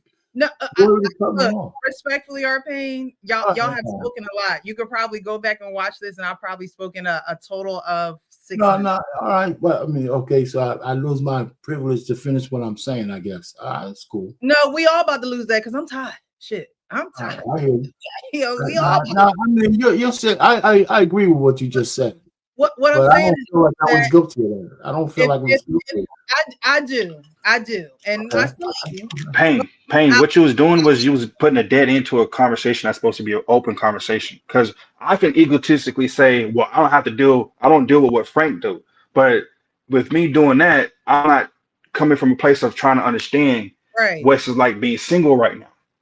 Right. So when you made those points of just don't talk to those women, you're just putting a dead end to a conversation that we're supposed to have a conversation and talk about things. We all supposed to know you go after people who want you and you want them back. But that still doesn't absolve us from talking about the environment of what is out there right now. I could agree with that. I agree with that. Not talking to those women should be a given, right? Y'all are men, Yeah. y'all are leaders, y'all dominion given. over the land, right? And so not talking to those women should be a given. Now, if you still talking to those women, then you're immature. You're still a boy. You're still walking in those boy ways. And when you became a man, you didn't put away them childish things. You continued those things. So that's on you. That's on you as a man, all right, as growing up. But to just completely say, the problems that are happening now are not the problems of old and things of that nature. It's okay to say, you know what, y'all are facing things that we have no idea about. It's okay to say that and not look like you don't know what you're talking about or looking like a lesser man. That's why we have these conversations, because we're supposed to be up here to gain understanding from each other. And if y'all can't understand each other, then other people are going to be like, oh, yeah, he's right. Or, oh, yeah, no, you have to see both sides and understand both sides. And there is a gap. There is a loss in translation. There are things lost in translation because you had lived in a certain time, and we have people living in a certain time now. And to say that things haven't changed is crazy, because things are forever changing. Right? I got 2 points. I hear you. I think. Well, I didn't say things haven't changed. I'm just saying, if you want something, you have to make it work for you in the time that you're in. I still haven't heard anybody say, except for 7, how do you navigate from the future? What I hear is how bad the past is. I mean. I'll give you a perfect example. And sorry. No, I get what you're saying. I mean, I'll give you. Hold on. Pain. I'll give you a perfect example, right? Because I'm like, man, like I said, man, I'm tight needle with it. This may seem innocent, but there's so many layers behind when they say this. And Real Precious, I challenge you to look at the latest Pop the Balloon with Arlette. That first woman on there, that's a match. But from her exclamation, you'll see why I would say this and why I think this way. If a chick come to me talking about you got your passport and her hobby is traveling, man, I'm out of there. It could come off as harmless, of like she really like being a Dora the Explorer and traveling. But it's like you ain't saved me space to show you something. And as JT, coach, if you want to correct me, as a man, you want to be the guy to show your woman a lot of things that is out here in the world. That's true. You know what I mean? So, but it's so harmless right now for a girl to be like, oh, I love travel. I got my passport. So I'm like, all right, what country you been to? And she talking about the regular shit, and she ain't never been to Monaco. She ain't never been to Madrid. She ain't never really been to no really dope places to see and brought some souvenirs back. I'm already canceling her. Cause all you trying to do, what are you trying to escape so much? Like, what are you trying to escape from home in America? And I said this to my wife last week. Oh, I love to travel, but you ain't never been to the Grand Canyon. Oh, I've been there. It's beautiful. It looks. You ain't never been to Mount Rushmore, but you talking about traveling. Man, you know how many girls I would have to cancel because they bring up, oh, I love traveling. So back then, what it seems like, JT, Payne, coach, correct me if I'm wrong, y'all didn't have to deal with that superficial shit of, oh, you don't got your passport, so I ain't gonna talk to you. Not did you have to deal with that passport conversation? No, it didn't. No, Okay, but then. we So let that's it, so. but it's little I know if caveats. someone's not for you, someone's not for you. But a lot of No, girls. Go ahead. no, I'm just saying it's caveats to it. All of it's going to be little different little caveat. The next generation gonna be complaining about some shit that y'all didn't have to go through. It's just little nuggets, man. You know. Okay, but it seems like the girls back then were more superficial than they were now. Because they put a lot of stock and volume to shit that really don't matter when it comes to meeting a good person. How tall he is. I want to look up to him. He's 6'2", and I'm 6'3" with heels, but without heels, I'm 5'8", but I don't want to talk to him. But and I know brother, that's not your type of chick that you should be with, but I'm saying what we No, see I got you. is I got you. the Lulu shit. Go ahead. because you know what me and JT had to go through? A chick will have to look at our shoes, and if our shoes was busted, they would judge us based off our shoes. We could have some nice shoes, and they just wasn't the type of shoes she liked. And they would. I mean, that's just the black community. I mean, that's just the black woman in the black community. That's just the black woman in the black community that we know how to join on each other, and we look at shit like that. Like Jordans, you got King Jordans versus regular Jordans. No, I don't see Samoan women. I don't see Asian women clowning somebody on their man, on the culture and their man about their Jordans. Brother, they was clowning us. Everybody didn't wear Jordans. I ain't never had a pair of Jordans in my life. But what I'm saying is there were brothers who were getting dismissed based off shoes and height. It was always one of those little things. You know what I'm saying? So it's just little caveats to each generation. Only thing I'm trying to say is this. You know what the circumstances are coming out your house. You've seen it in your own damn family. I'm just telling brothers, listen, I know you like look at you. You can look at all the booty and all the breasts that they show you, right? You don't have to touch all that shit. When you get to a comfortable space, because y'all like to chase the bag, y'all focus on the money first. When you get to a comfortable space in life, and you can have as much fun. Look, 40 in the front, 60 in the back, all day. If you see these type of women, but when you get to that place, you just have to be more intentional about what you're looking for and what you want. And she has to live up to your values and expectations. If she doesn't, man, just keep it moving, bro. So let me ask you guys. So hold on real quick. Sorry, Precious. So JT, Coach Payne, when you seen black women in the 90s go on Ricky Lake show and these other talk shows, did y'all have a sentiment of, man, that's not all of us out here like this? Because I was a kid. When you see Ricky Lake, when you see Oprah, what was your sentiment when you seen your black woman talk shit about black men? And let's not act like it didn't happen. No, when it did happen, when that was going on, then you got to understand, we're not who we are now. We did more observing than anything else, because you got to remember these shows came on while we was in school.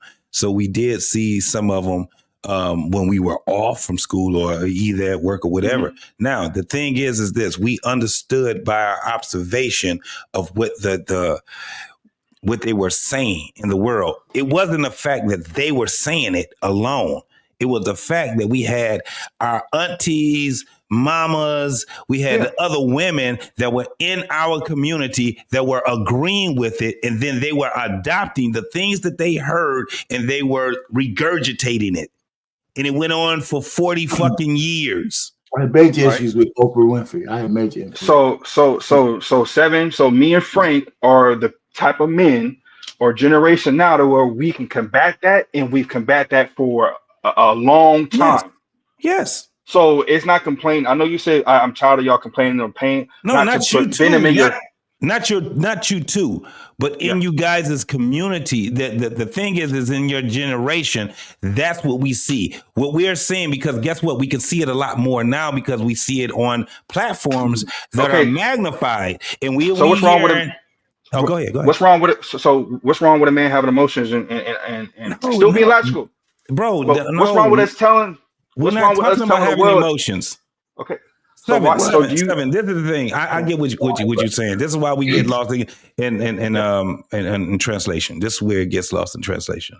First and foremost, brother, I've talked more men off the ledge in my time than you can even imagine. That's not what I'm talking about as far as you call having emotions. I'm one of the brothers that sit back and say, no, bro, I'm the person that you direct your emotions to.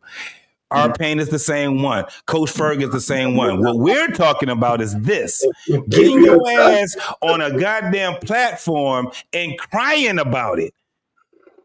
On a platform, and this the craziest thing, when you ain't even got a damn woman to even complain about. When you say crying, are you saying crying as in like what do you mean by crying, man? Like, Whining. I don't see black. Whiny, nigga. I've just never listen. In our like y'all would say, in our day, we just ain't had a bunch of motherfuckers that sit back in any neighborhood or anything where they're doing it in unison. This shit is like a choir of niggas that are sitting back crying at the same time. Normally when we have to deal with shit, it was one at a time. Now we gotta deal with a nation of niggas crying. That's why I said that's why the men are here talking Hey, to the wrong people. They should be in therapy or talking to people that can help them. So it seems like you're saying, oh, y'all are in unison. Not saying me personally, but y'all are in unison crying or whining online. Okay, what's wrong with not holding it in? Because from what I understand, holding it in got you a lot of issues in the streets because you had all this shit built. You had all this shit built up. So I can go to BMU, I can go to TMT, I can go to other creators and be like, hey man, what you was dealing with from your mom and your grandma wasn't right, but don't push that on to try to find a good woman because all of them are not like that. Right. So why you keep calling that whining? So why you keep calling that? Because from what I understand, holding that shit in is not healthy. No, that's what you got to find a balance in it. We got to find a balance in it, and that's all I'm saying. But that's your balance, though. But that's your balance that you keep criticizing. It's whining. I didn't know BMU stays in Dallas and DFW. I stay in DFW. So if I may need something that he's specializing in something, I could easily hit him up or ask Ricky for his number and be like, hey man, I'm struggling with this. I may need some help on this. Let me lead you somewhere in Arlington. Yes. So that's not whining. It's just open paths of me. No, not you, brother. That's not what I'm saying. Not you. This is what I'm saying. Because this is what you guys, what you not understanding. And I'm gonna end it with this. This is what you guys are not understanding. You guys are sitting back and y'all sitting here and making posts and goddamn videos on this shit. And then it gets to a point where not only are you doing that, the next thing that you come with is fuck these hoes, these scallywag ass bitches. And now it goes from there to being more aggressive. Guess what you start seeing dudes doing now? Knocking the shit out of these women. Am I lying about that? And then it goes from there to, am I lying about this right here? Pop, pop, pew, pew. Now they deleted. Come on, man. I'm not saying that. I'm not seeing that from dudes. I didn't say one guy. I understand what I said, Seven. What I said was in unison. This is a nation of niggas. This ain't just a couple of dudes and it's a one-off and my girl is on my, and like you was just saying, that right there, nigga, we welcome you with open arms. That ain't what we having a problem with. And it ain't even y'all problem. It ain't even your generation as far as y'all problem. It's because you was raised with who, y'all? Who was raising these guys? Hey, JT, let's be they mamas. They mamas, JT. They fucking mamas. But that's a small sector, and And to me, it sounds like the same argument of these niggas is getting these women pregnant and leaving, and it's a small sector of niggas doing that. It's a small sector of niggas are being raised by their mamas. No, a small sector of niggas not being there for their kids. Because when you say, "Oh, there's a sector of niggas that are deleting black women or that are just taking their emotions out and hitting women and killing them." I didn't say that the guys are not being. Hold on, bro. I see you took that a different way. I never said that the guys were not there being with their kids. But let's keep it a beam. These women are the forefront of their children when it comes down to impressions.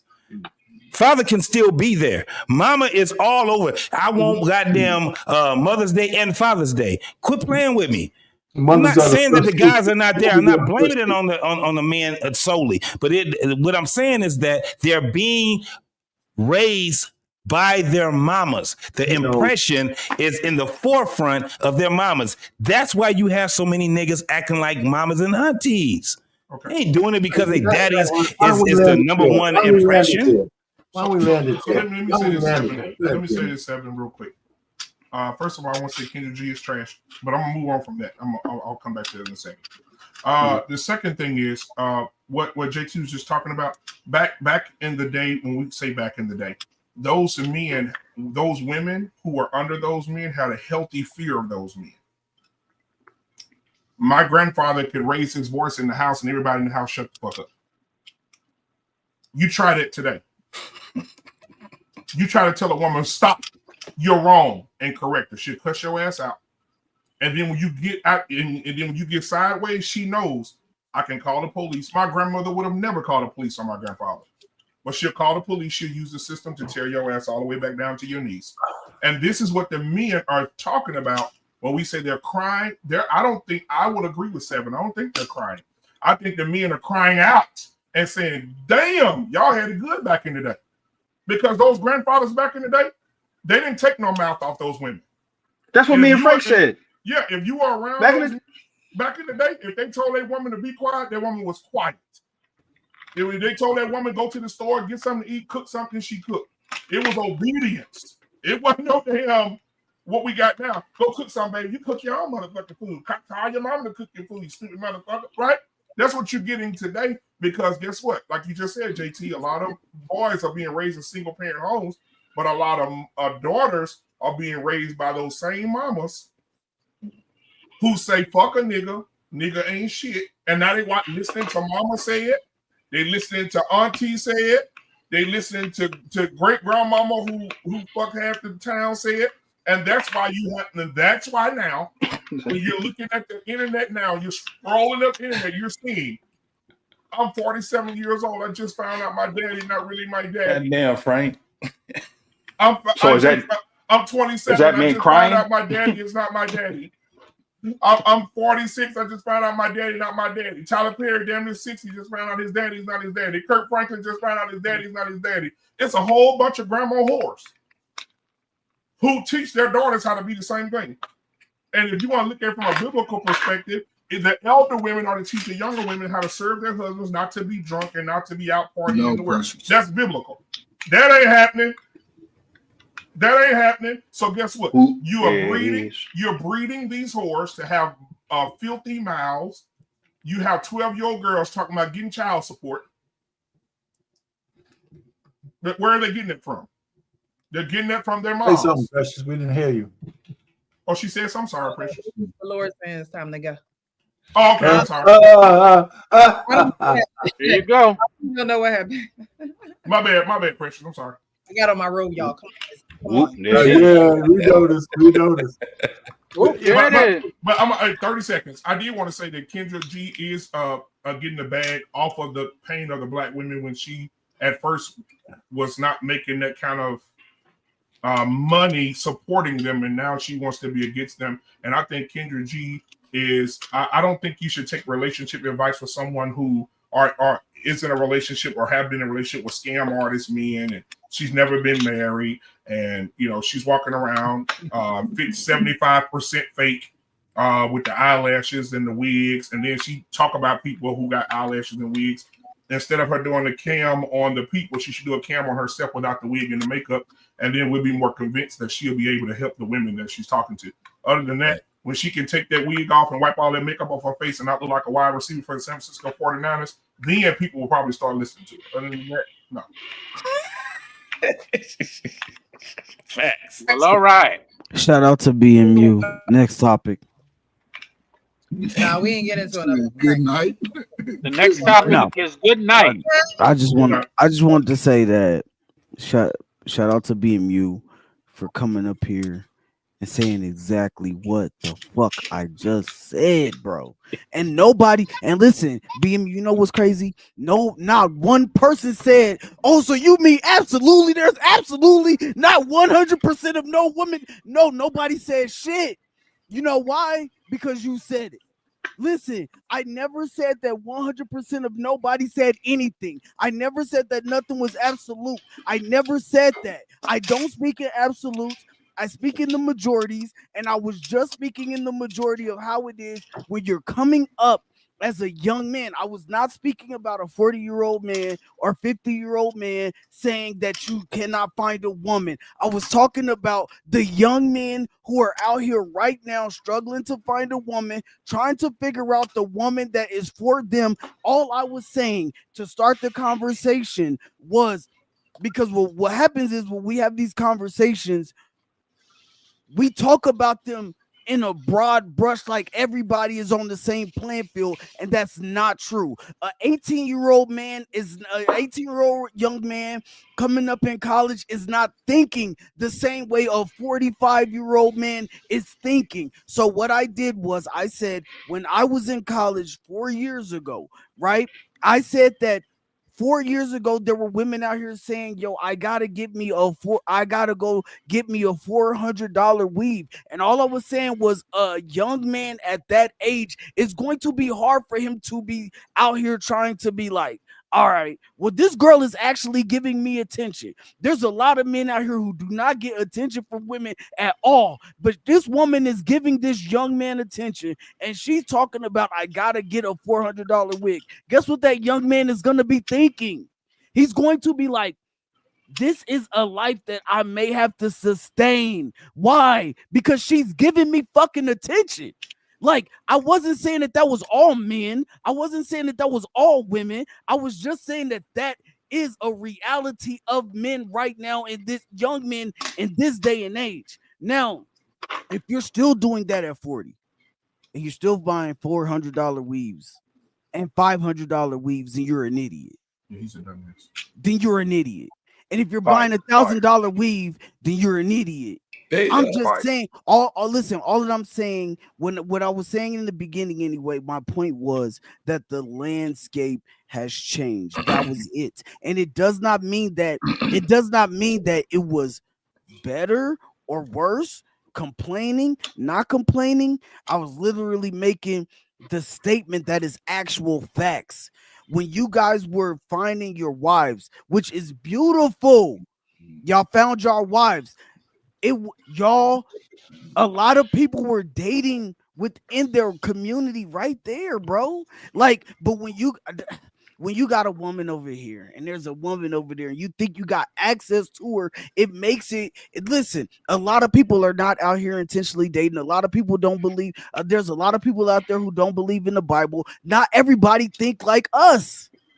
Like, and so that's why I said, bro, you gotta open your mind.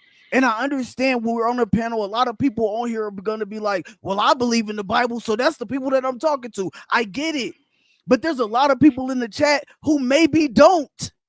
So at the end of the day, real life shit happens every day. And so when people are out here, they may or may not be intentional. They may be intentional. And yes, all you got to do is find one. So I'm happy. You feel me? But I'm just saying, all you got to do is find one. All I'm saying is, difference is when you're a young man coming up, it may just be a little bit harder for you right now based off of what's going on, social media being so prevalent. You talking about the type of women that we got out here put into the forefront. You know what I'm saying? And like the sexy reds, the glow realists, they're put at the front. Like, I don't know if y'all know, but like even when people think about Beyonce, that's why I said that her most popular song is all the single women. Like, that's all that I was saying, bro. I was graduation from marriage and shit. I was not trying to say nothing crazy. Like, I don't even. Precious, let me say this last thing, and I'm done. I had my son on the barbershop show on my network, and I had him come up, and I think JT was there, and Coach Berg was there, and my son came up, and I told my son, tell your story. And my son said he went on a date with a young lady. I met her parents. I met her. She's a nice little, sweet little girl, pretty. And they're 17. They going out on the date, right? My son texted me and said, Dad, I got a question. What am I supposed to do? Now, my son got a job. She told him, you can kiss me. She said, but I know that I want to do something else. My son said, what you trying to do? She said, I want to give you some head. She's 17. She said, my son said, what? She said, yeah. She said, give me $20, I'll give you some head. Or if you want to she said, now, if you want to hit me from the back or have sex with me, it's going to be 40. Huh? She's 17. JT, did I not have my son on the show? My 17-year-old son right here showing the text message. She said, if you want some head, $20. If you want to hit me from the back or have sex with me, it's going to be $40 to $60 depending on where we at. In high school. He in high school. Come on, man. Wow. How y'all They hold had And see, that's what was being spoken about when I was saying earlier. We don't know what's going on. It is different, and we gotta acknowledge. No, it's not. Okay, never mind. All right. Listen, okay, hold on. Reason why, listen. Let's go.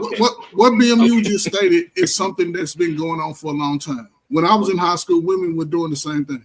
Young girl, why you think? Hold up. I'm sure it wasn't coming from the good girls. They asking you for money. Yes. They asking you for money. Okay. Yes. I'm in your generation, and they wasn't asking for money directly like that. Did you take them You out? probably had a specific type of woman that asked for that, but I'm sure the girl that BMU took out was a regular degular. And most of y'all mamas was teenagers when y'all was born. Wait, Ferg, you sitting there getting ready to imply because you spent She was money, giving it up they for asking you for free. money. No, she asked for money. Transactional, like a prostitute will ask for money. They didn't do that. Stop playing. In high school, no, bro. Not Stop even when I was in high playing. school. Stop Hell. lying. So If she didn't fuck with you, she wasn't gonna deal with you like that. back then. Mhm. I'm talking about Again, and are you acknowledging that's a difference? What don't you understand about that? That's different. I'm saying that. I'm talking about the act. They was doing it for No, we ain't talking about the act. Don't let it go over your head. We ain't talking about the act. We're talking about how you got to the act. Ferg, no, we're not talking about the act. We're talking about the intention. Coach. Yeah. The transaction. It was not like that in high school, bro.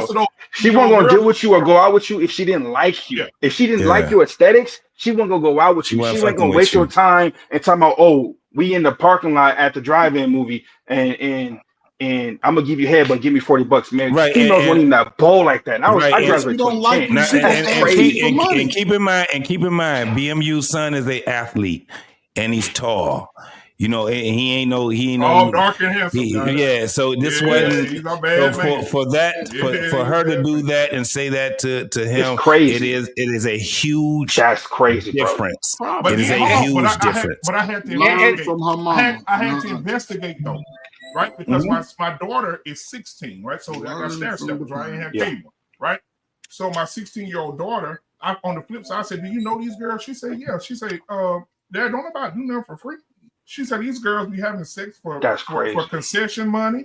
They be having sex before they get on the bus to go to their basketball games. They giving head. They doing this, you know. And that she said this is normal. She said this is what they do. That's all of the BMU. music. That's BMU. not only from parents, Coach Ferg. I think you're being disingenuous with that. That's BMU. music, I'm even it's society. The parents let them listen the to the imagery music, that too. they have access to social media. I mean, It's like, oh, just because kids have a phone that they ain't listening, that they're not on TikTok. White school, the mamas. I just watched a TikTok video. The mama sitting in the room. She said, "Right, baby, the 5-year-old avenue is not." And Coach Ferg, the to your 5-year-old point, girl, here's real quick. The 5-year-old girl come in, and the 5-year-old girl is singing what? Yeah, you scared of this pussy. Yeah, you scared of this pussy. And so Coach Ferg, that's music. Right. And so Coach Ferg, like, why aren't you listening? yeah, That's music. to your point, there's reasons why we like what he's describing are the reasons why, but we didn't have that, and we can't sit here and act like we did. And then I just got to say one last thing before we get. y'all ain't had that. Y'all had great grandma in the house. Before grandma in the house. Precious get up out of here. This is what I was. The other day I was watching. I seen a TikTok come through, and I was gonna react to it. It was a mama walking up the steps into the room, and there was a young boy laying in the bed with his girlfriend, and the mama was like, "Girl, get up. You need to go downstairs and fix him something to eat." My grandma, they were underneath the fucking cup. My grandma would never.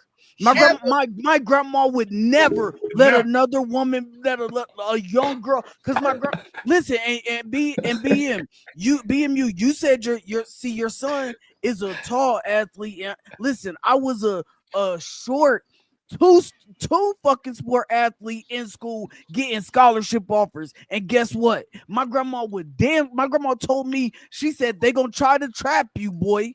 And my grandma would never let me be up in the bed underneath the covers, walking up the steps talking about some, hey, get downstairs and fix him some leftover spaghetti. Damn. Come on, man. My mama told me that bitch can come over here, but she go past that living room, I'm gonna beat her ass. Shit. My mama told me if she go past the living room, I'm gonna beat her ass. Brenda. Well, we ain't had it back in the day, and I told my son that if I catch her in here with her legs up, they're gonna be letting you down. Listen, don't. Ain't nobody be fucking in my house with me.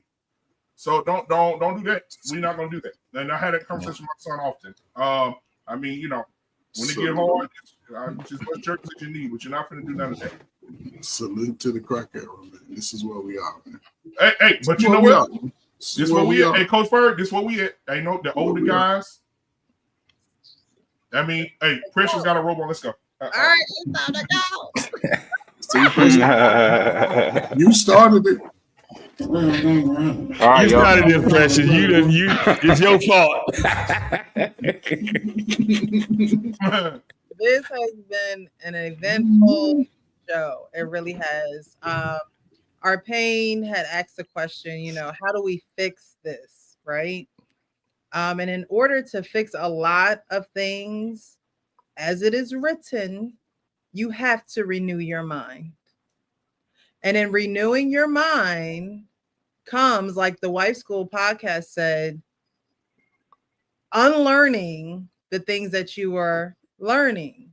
The problem with that is what I said last week, is that social media doesn't turn off. It's a 24/7 thing. So if you're going to renew your mind, that means not looking at certain things. That means not listening to certain things. That means gravitating to what you actually want out of life and not the fantasy or, you know, the BBLs or the Instagram models or the things that you can never get, right? You're just lusting and wanting those things, knowing damn well you ain't gonna get it. However, it's going to keep you back in life because you're not being real with yourself, so you could be real with others. And over time, you not being real with yourself is going to show. And so we have to be able to renew our minds. If you don't renew your mind, it's going to stay in the trash. It's going to stay in the gutter. That's where it's going to stay. And BMU, as far as that story that you told, that's exactly where the kids are now. Okay, I manage kids. All right, and the stories that I hear, they I'm their manager, and they not even shy about it. They won't tell nobody what you did with little yeah or whoever you was with. Precious, okay? Precious, you deal with kids too. Nobody your business. Precious, I volunteered to take the kids to the. I told my daughter I will. They bus broke down. I said I would get my Suburban and I would take your team. I'm driving these girls in the Suburban. My daughter's in the passenger seat. They in the back. A dude, we get to SMU and we get to the college. It's a dude running with gray hair. He cut up, he ripped, he running. One of the girls in the back said, "Oh, girl." She said, "But no, I can't fuck with him because he's too old." She said, "But I do want a sugar daddy though." And I'm sitting in the front seat. I'm feeling awkward as fuck. And I'm looking at my daughter. I said, "Tell them they got to chill with that shit." And my daughter's like, "Hey, y'all don't talk like that in front of my dad." She was like, "Man, he fine." She said, "When I get, I'm getting this number. I need me a sugar daddy." She said, once he get this right here, he gonna give me everything." I was like, "Motherfucker, you 15." Wow. You even know that when you know what it is, it's parenting, because when you don't, when your children aren't involved to take their minds off of the things, the low hanging fruit, the lower level things, when they're not occupied achieving other things, this is where they fall. This is where they land. This is their conversation. This is their focus. So agreed. It's something that has to change. So for one, it's a parenting problem, right? Because when I was growing up, my parents had parental guards on the TV, on AOL. We couldn't go certain places. There was sneaking in and out the house. The alarm was on at all times. Both of my That last button on that remote was my friend. When she came in the room. People ask me today, "You see this movie?" And it's like, nah, I haven't. I was conditioned very young that my eyes weren't going to see certain things. And as I grew older, it was like, I don't feel like I'm missing nothing. And if I'm missing it, I'm just missing it. But that's not the attitude that parents have today with their kids. Therefore, their kids are open to just like social media is open 24 hours a day. That's what's being fed into their mental. It's being fed into their mental. And they find other avenues. Okay, TikTok going away. All right, I'm on this new app. This kid mentioned a app the other day at my job. I'm like, what's that? Something I've never heard of before. Oh, well, they shut TikTok down. So now we jumping over here. And so it's the fear of missing out, that FOMO. Oh, if I'm not having sex. One girl told me that another girl said to her that you got to have sex before you go to college. I mean, you got to do that. Damn. These are the conversations that the young children are having. They have no fear. That was another thing growing up. There was a healthy amount of fear. Okay, when I saw my mom white Nissan Stanza pull up to the school, I was like, damn, I'm in trouble. I'm do that again, right? Like there was a fear, but now you got parents trying to be friends to their children. Go deeper, Precious. They're not trying to. And you have law. And they got mothers who's trying to fuck the same boys their daughters dating. Yeah. We ain't talking about that. Yeah, and you have laws that protect a lot of it. I just want y'all to protect.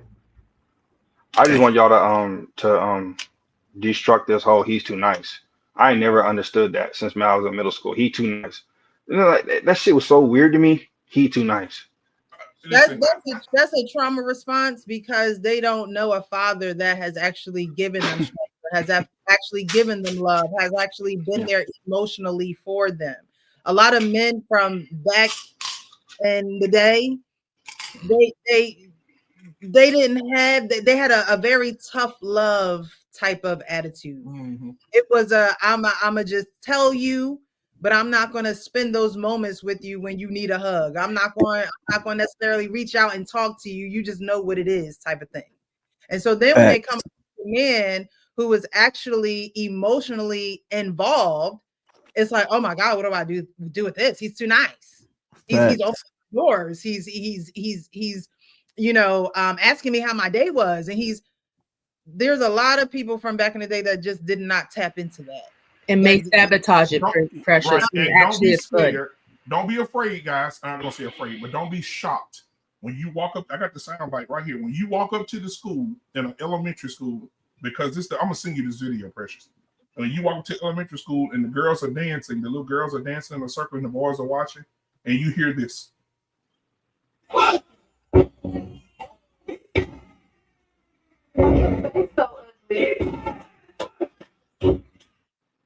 That's what they're saying to the little boys. You scared of this pussy. You scared. Wow. You scared of this pussy. 6-year-old. You scared. Man. You don't want to touch it. You scared of this pussy. I'm telling you. Yeah. And to Frank's point that he was making earlier that we were missing, everything and is like we had promiscuity. We had sexual, but now they got hyper promiscuity, hypersexual. Like we had an oven, now they got a microwave. We had Atari, now they got PS5. And if we ain't accepting or acknowledging that, we're old age, primitive. A bunch of old niggas. Yeah, and that's the point that he's been making. He's like, yo, it's different. It's very different. It ain't the same. It's hyper now.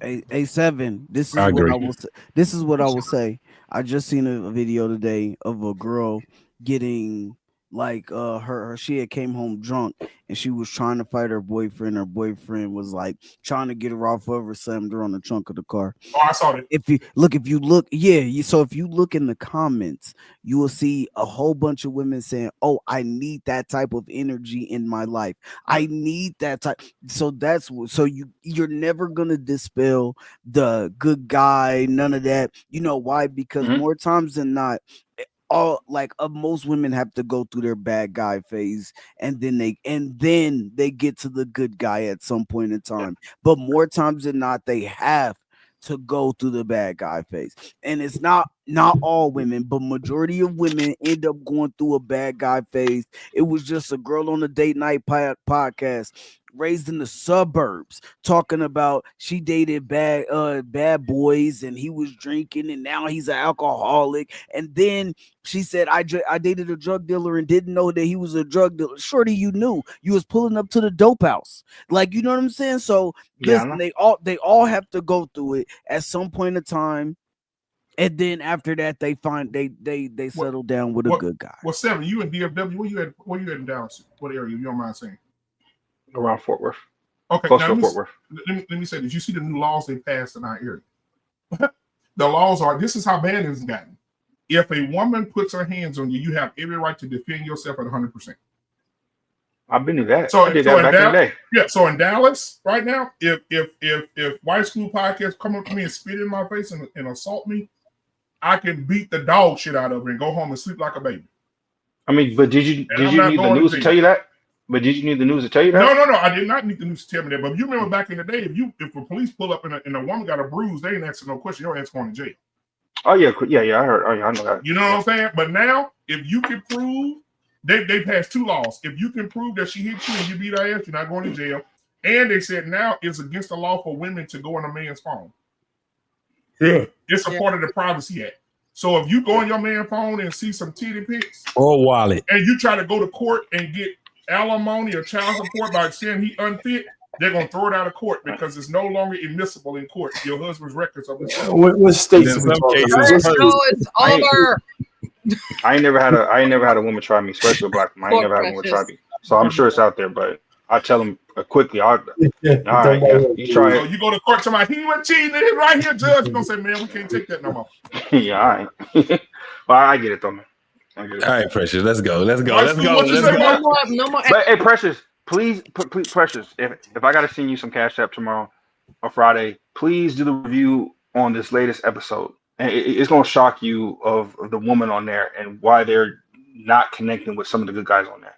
Because as men could tell from afar or from close who's a good guy, who's not a good guy, and it's kind of crazy. And that's kind of what Frank's talking about. What I was talking about, like, man, these females are on another level, and they'll say 5 years from now, oh, I couldn't find a good guy. There's no real men out there, but you missed a man because he was too quiet or his clothes was wrinkled that day. It's crazy.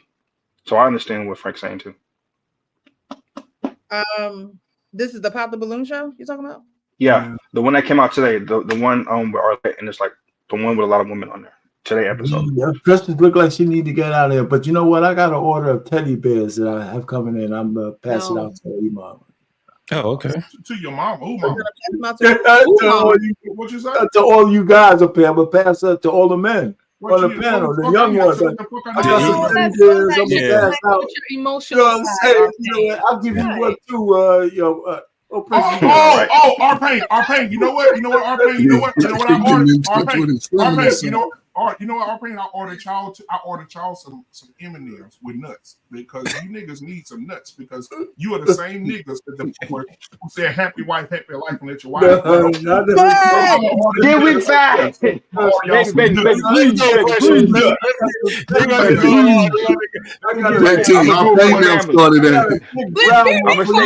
of y'all can't even find your socks without your wife, so don't even go there. Y'all can't find your socks without your wife. Get your nuts back, R-Pain. Happy wife, happy life. Get your nuts. Al Green shaking ass. I'll drink your bath water. They started that shit. Keep sweating ass niggas. Listen. We just said we'd drink your bath water. Y'all generation is actually drinking Y'all drinking that shit. Y'all drinking that shit, licking. Hey, as long as she come back to me, it's okay. As long as she come back to me, let her go to Vegas. Come on, as long as she come back to me. Crazy. It was in Real your trip. windows, JT. It was in your windows when we were young. These motherfuckers are actually eating ass and toes. Y'all doing all that old nasty shit. You like you eating? What we talking about? Y'all eating ass. Just close Like, out it was pressures because these men ain't gonna go nowhere. They Hey, we seen Harlem Nights. We seen Harlem Nights shooting the whole toes off. You know what? Them boomers, when they But get y'all like 50, actually 60 doing it years in old, real life. when We show you a movie. JT, you're a liar. When them boomers Y'all got- should be on when them IG. boomers- Y'all- You're panicked. Don't panic. You're good. You're good, bro. You got this. This is gonna make a 6 shot, and it'll be cool. You know what? 6 shot? 6 shot. Yeah, I like 6 For the shot. ground. For the tube. For the tube. ground? Yeah, For the tube? For the thumbnail. Oh, if it's for the Thumbnail, bro. Dude, Mike, just hop on in. Hop on in. No. Hey, I don't think I'm gonna float. You're gonna float. No. Get me out. I got you. No, give me out. I got you, bro. Hey, y'all didn't know. No. Please don't let no. No, you're good. Bro, you You're sure? good. No. You're good. I'm not. I've seen this a million times. You're good. Bro, please. I promise, you're good. You want me to get in with you? I'll get in with you. Hold on. Look. Hold me slowly until I float. Okay, let go. You got the life jacket on, man. You're good. No. You're good. You're floating. You're good. No. Hold your breath. You're floating right now. Now hold on to the fish. He floats. There you go. No.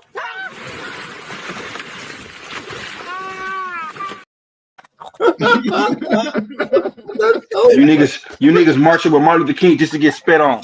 Come on, man. Chicken. White people can't cook chicken, but you still want to go eat with them. Man, I got something for you, baby. Evan, we on our way out. We on our way out, damn it. You better have to push the button. Let me sit on the same bus as you, looking at it, man. What's the day? Thursday. Shameless plug. Friday. Hey guys, we having barbershop. We talking about men stop pussyfooting around and tell women the truth. That's what we talking about Friday. So we're coming on over to the barbershop. It's gonna be good. I wish I can go, man. Absolutely. Sorry. Shameless plug. We gonna Happy anniversary. Happy anniversary, 7. Yeah. I'm married, your anniversary. Okay, boy. That's right. I'm married, man. There ain't no happy wife, happy life, is it? Anniversary. Nah. She actually told me, happy man, happy plan. She told me that. She told me that. Don't be And like I'm Arcane losing your vocal cords and shit. Roseanne gonna do what Roseanne gonna do. Looking at Arcane, when he got married, he was like this. He go in there and bring me some water. Now it's I don't have to say shit. I had to. Hey, come home. Hey, you come home and have her bath water ready. Looking at. At least he ain't go drink it. Y'all go drink it. Hey, I don't drink. Hey, They're gonna drink it for the gram. Now. It's strong. Hey, my girl was. Hey, Let's just go. Hey, Coach, my wife was driving from Austin eating to ass. Houston to come see me. Hey, 7. What you know, Arcane? Transfer all this toxicity over to one of y'all channels. Let Precious go. Sucking toes and shit and getting hit in the nose. There y'all go. A little nasty. Toe fetish. Movers don't take showers. They take showers once a week. It ain't worth the young generation eating ass. If loving you is wrong, I don't want to be right looking at. Nigga, No, DMU. No. No, Arcane. It ain't nothing worse If than loving you is drinking wrong, bad I don't water want and to be eating right. ass. Yes. No, but y'all got to tell somebody loving you is wrong. I don't want to be right. Come on. JT eat ass. I know JT eat ass for sure. Hey. No, DMU. Precious No. is gonna have to do a lot of editing. You guys need to be respectful. I'm sorry. Come on. Jamal, you know I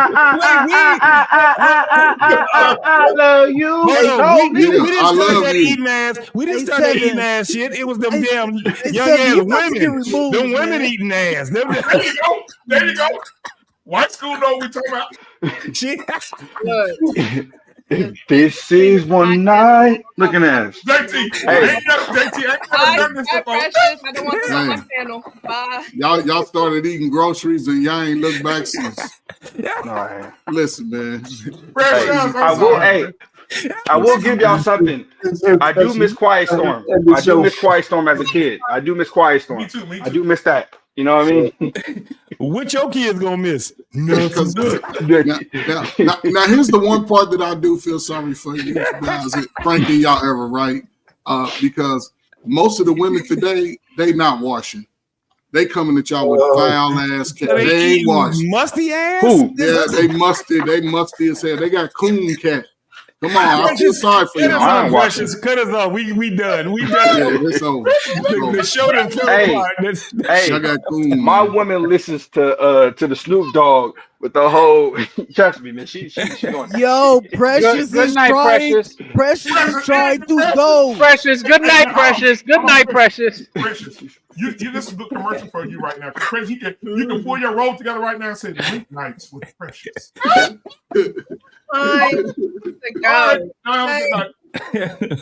It's Oh, time to go. I'm so glad y'all can have fun over here though. Arpain. Yeah, absolutely. I love you, Arpain. That's my boy. Coach Bird, JT. Arpain, we love you, Arpain.